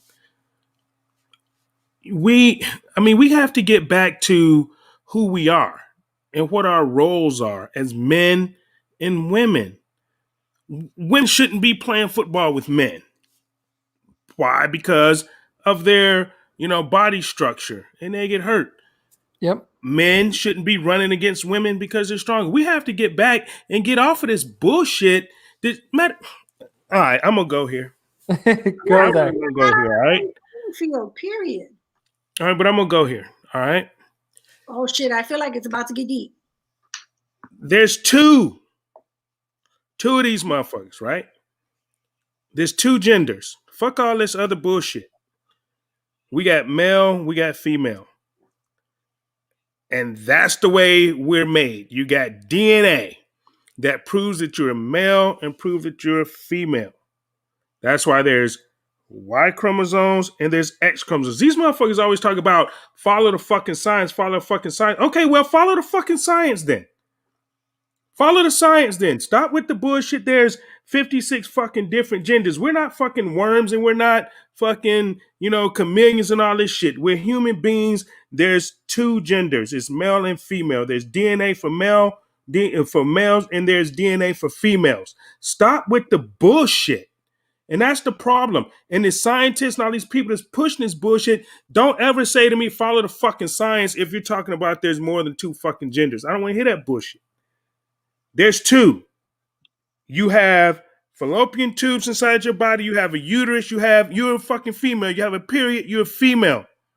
You have a vagina. You're a female. You have a penis. You're a male. You have balls. You're fucking male. All right? Let's stop with all the bullshit and stop patronizing motherfuckers when they talk this bullshit. We have to be firm on this shit. And that shit don't even exist.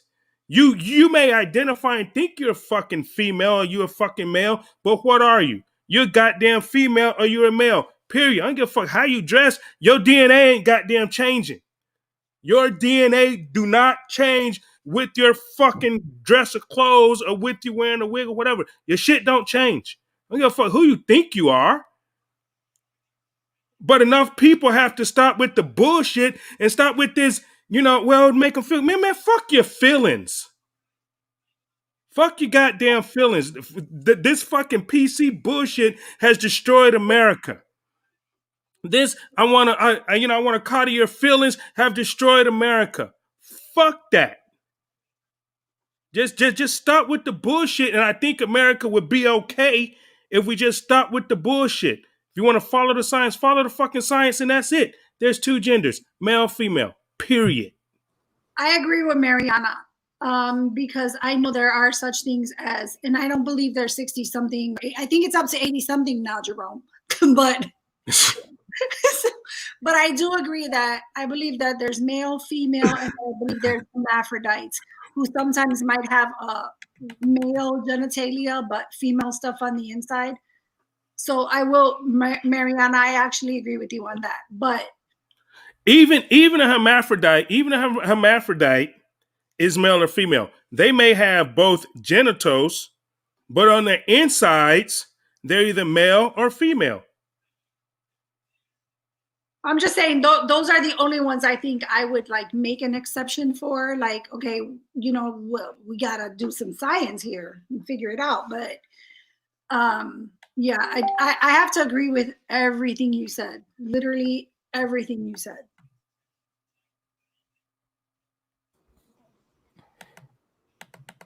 So that's my last rant for the night. I'm on board 1,000,000%. Brittany, you're on mute. COVID 2020, 19, whatever. It's all riffraff. It's just these conversations are so tiring. Like, and I'm not saying that I'm the first person to be like, yeah, if they want to fight about something, let's fight about something. But this whole sports conversation, like I said, maybe it's just the way I was raised, but like I said, hormones in sports, no. You can call yourself whatever you want. But when it comes down to it, like Jerome said, the biological makeup is what you are. You either have XY or XX, and that's it. You cannot change it, no matter what you physically do to the outside. No matter how many tattoos I get or what I decide to look like, I'm still who I am and what I was born with. And it's not, we shouldn't have to feel hateful for thinking this way. Because like you said, like, you want to follow the science, we'll follow this science. Like, it's they pick it. I've just given the Democrats a whole new party name. It's a Hippocrat. So if you ever see me like post it, it's hashtag Hippocrat. It's literally their new party name, because it's nothing but hypocritical actions. Like, it's all an agenda, and it's all smoke and mirrors, and it's super tiring. I'm not going to lie. Like, these last 3 days, Biden's done all these executive orders that we've been talking about, but it's been kind of relieving to have the hate not on us anymore, number one. And number two, I don't have to pay attention to what he's doing, because he's going to hashtag fuck it up anyways for himself. So it's just a matter of unfolding. I said it the other day where, I can't wait for the day that people kind of look back, and it won't be out loud that they say this, but they're like, man, Trump wasn't that bad, because look what we got now, and they won't openly say that out loud. And maybe some won't ever say that, but it's just, they're going to say, wow, this sucks too. And then they're going to all be looking forward to 2024. And it's just like, obviously it's like that, like a kid, like a toddler, no matter what you do, you're not going to make them happy. Like, look at Antifa. They're pissed still. And I'm kind of excited about it now, because now they want their money. Hashtag. They want their money. Yeah. Like in Oregon, in Portland, they wrote fuck Biden all over the Democrat building. Like, I just kind of giggled and said, like, look at what happens. You breed a pack of wild dogs, they're going to turn on you. It is what it is. So let me back up on one thing on what exactly you are saying. We know politics is nothing that we should be unifying by, because we all know politics is evil and it's misleading. We should be going by the way we actually believe and our beliefs in how we want to live. Christianity, I don't care what religion you are. And I'm going to go to the extreme, Muslim. Like everybody blames Muslims for issues, right? Mhm. But I don't care. Muslims can live within the United States and be peaceful. Peaceful. Yep. They can be here. I don't care. From Christianity to Muslim, we can all be peaceful. That is what our country is about. We can figure it out. If we can start talking and figuring out what we need to do to solve the problems, I do not trust our government to do it for us. Look at 2020 again as an example. They couldn't agree on a single thing for an entire freaking year. A single thing. And that should show you red and blue is not the answer. We have to start thinking for ourselves and removing these people. It's unfortunate that we have leadership like Mitch McConnell, Lindsey Graham, Chuck Schumer, Nancy Pelosi that will be there for a while. And it sucks. But guess what? They are a minority if we start replacing everybody else underneath them. That is how we start taking back control and solving this problem. And it starts with 2022. Absolutely. Absolutely. I agree. It's all a cluster. It's So we all it have a sucks. census on this panel today that Joe Biden has been hashtag fucking it up. Read it. I don't. Hey, hang on. I don't even think he can say he's fucking it up because I don't even think he knows what he's doing. I don't. what year is it? Oh yeah. Where am I? Is it lunchtime? I'm not going to give him a credit saying he's fucking it up because I don't even think he knows what he's doing. That's He's still running for Senate. Oh, He thinks he's a senator. Yeah, he's still. You're welcome, everybody. You're welcome, Lori. sorry, guys, for the bad news, but we can fix it if we all unite and come together. No, that's not bad news, man. The problem we will is, solve it. it's really, truthfully, honestly, not who the president is. It's who the other 535 motherfuckers are, and that's what we need to fix. So, like you said, and that's why I ran to try to fix it, and I'm probably running again in 2022. So to continue to try to fix it. But but like you said, those are the people that need to be replaced by people like us. Get involved at a local level. I said this repeatedly. Get involved at a local level. If this election has taught me anything, is to get involved at a local level, because we got to Wait a minute. wiping them out at the bottom. So you said, Jerome, are you in Vermont? Virginia, Virginia. Is that VA? VA. So you have an off election this year. Yeah, we do. 2021, we have our state assembly, our delegates. Yep. Are you running for that, or are you running for? No, I ran for House Representatives in 2020. Okay, so you went Senate instead. Yeah, Congress. Yeah. Congress. Okay, cool. I'm trying to understand. I didn't realize until this week that we have some odd number elections. Yeah. Virginia is one, governor and state representatives. I had no idea until this week, and I was like, "Wow, that's interesting." And there's actually 5 or 6 states that are involved in that, and Virginia is one of them. And Right. so, this is the part that I think is very appealing. Is everybody talks about the even number elections, but I don't know how often this conversation comes up in your state. Like, this is what should be promoted in New Jersey and Virginia right now. You have 20. It comes up a lot there. It comes up a lot there. Yeah, I'm here, in Virginia. So I mean, we know, that there's a big election in Virginia. Outside of Virginia, like you say, you just found out this week. And outside of that, but we know there's a big election here in 2021 this year. Mm-hmm. Well, and we need to make that more well known, because I don't think, as much as I pay attention, I'm not the god of anybody by any means, but for me to find out today and this week that there is off-year elections and certain states participate in them, and they're odd numbers, I'm like, wait, what? How can we help? And so we got to make that more vocal. And if I can help it by any means, please tell me. I will Absolutely. spread the word and make sure it's done. Cool. Because I got some buddies that's running for attorney general, got a friend that's running for governor, lieutenant governor. So, we're just in the fight for it. And I got some friends running for delegate too. So we're trying to take this thing back in Virginia at the state level this year. Are you in New Jersey the only two out of the 5 that are blue right now? I believe so. Kentucky, Louisiana, Mississippi, New Jersey, and Virginia. So just you in New Jersey. Right. Yep. That's it. Yeah, that's crazy. So we have opportunities, right? So as long as we make it known, we can fix stuff.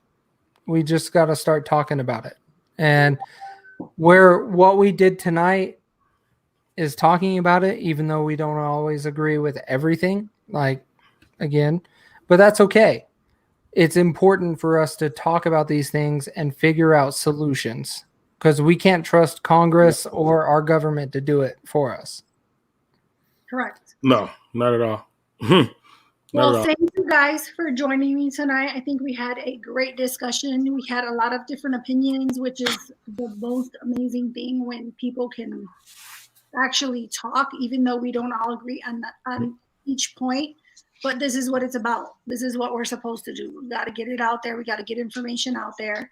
And I appreciate you guys coming on with Brittany and I. Thank you for the invite. Of course, anytime. You guys are welcome on this platform anytime, which is why Brittany and I decided to name it Just Us, because that incorporates all of us, no matter what. So you guys are welcome anytime you want to join us. And you are welcome on my platform as well, both of you, all of you. So just, normally, like I do my show on Friday nights, so most of the time. Okay, sounds like a plan. Thank you guys for watching. I know we've been on for a long time, but our conversations get deep, especially when we have really educated people that are passionate about stuff. So we get into it. But thank you guys for watching. Don't forget to like and share the video if you can. Please subscribe to our channel. Brittany and I are trying to build up our YouTube. So it is Just Us on YouTube. If you can't find it, message me or message Brittany and we'll send it to you. But thank you guys for watching. I appreciate you guys. Amy said she wasn't notified, so I just want to remind her. Shelly will always post the lives, so make sure to go to Shelly's page and follow her and make sure you're getting her notifications, and then that way you can get all the alerts. Sorry. And we're out. In wrap. Boom.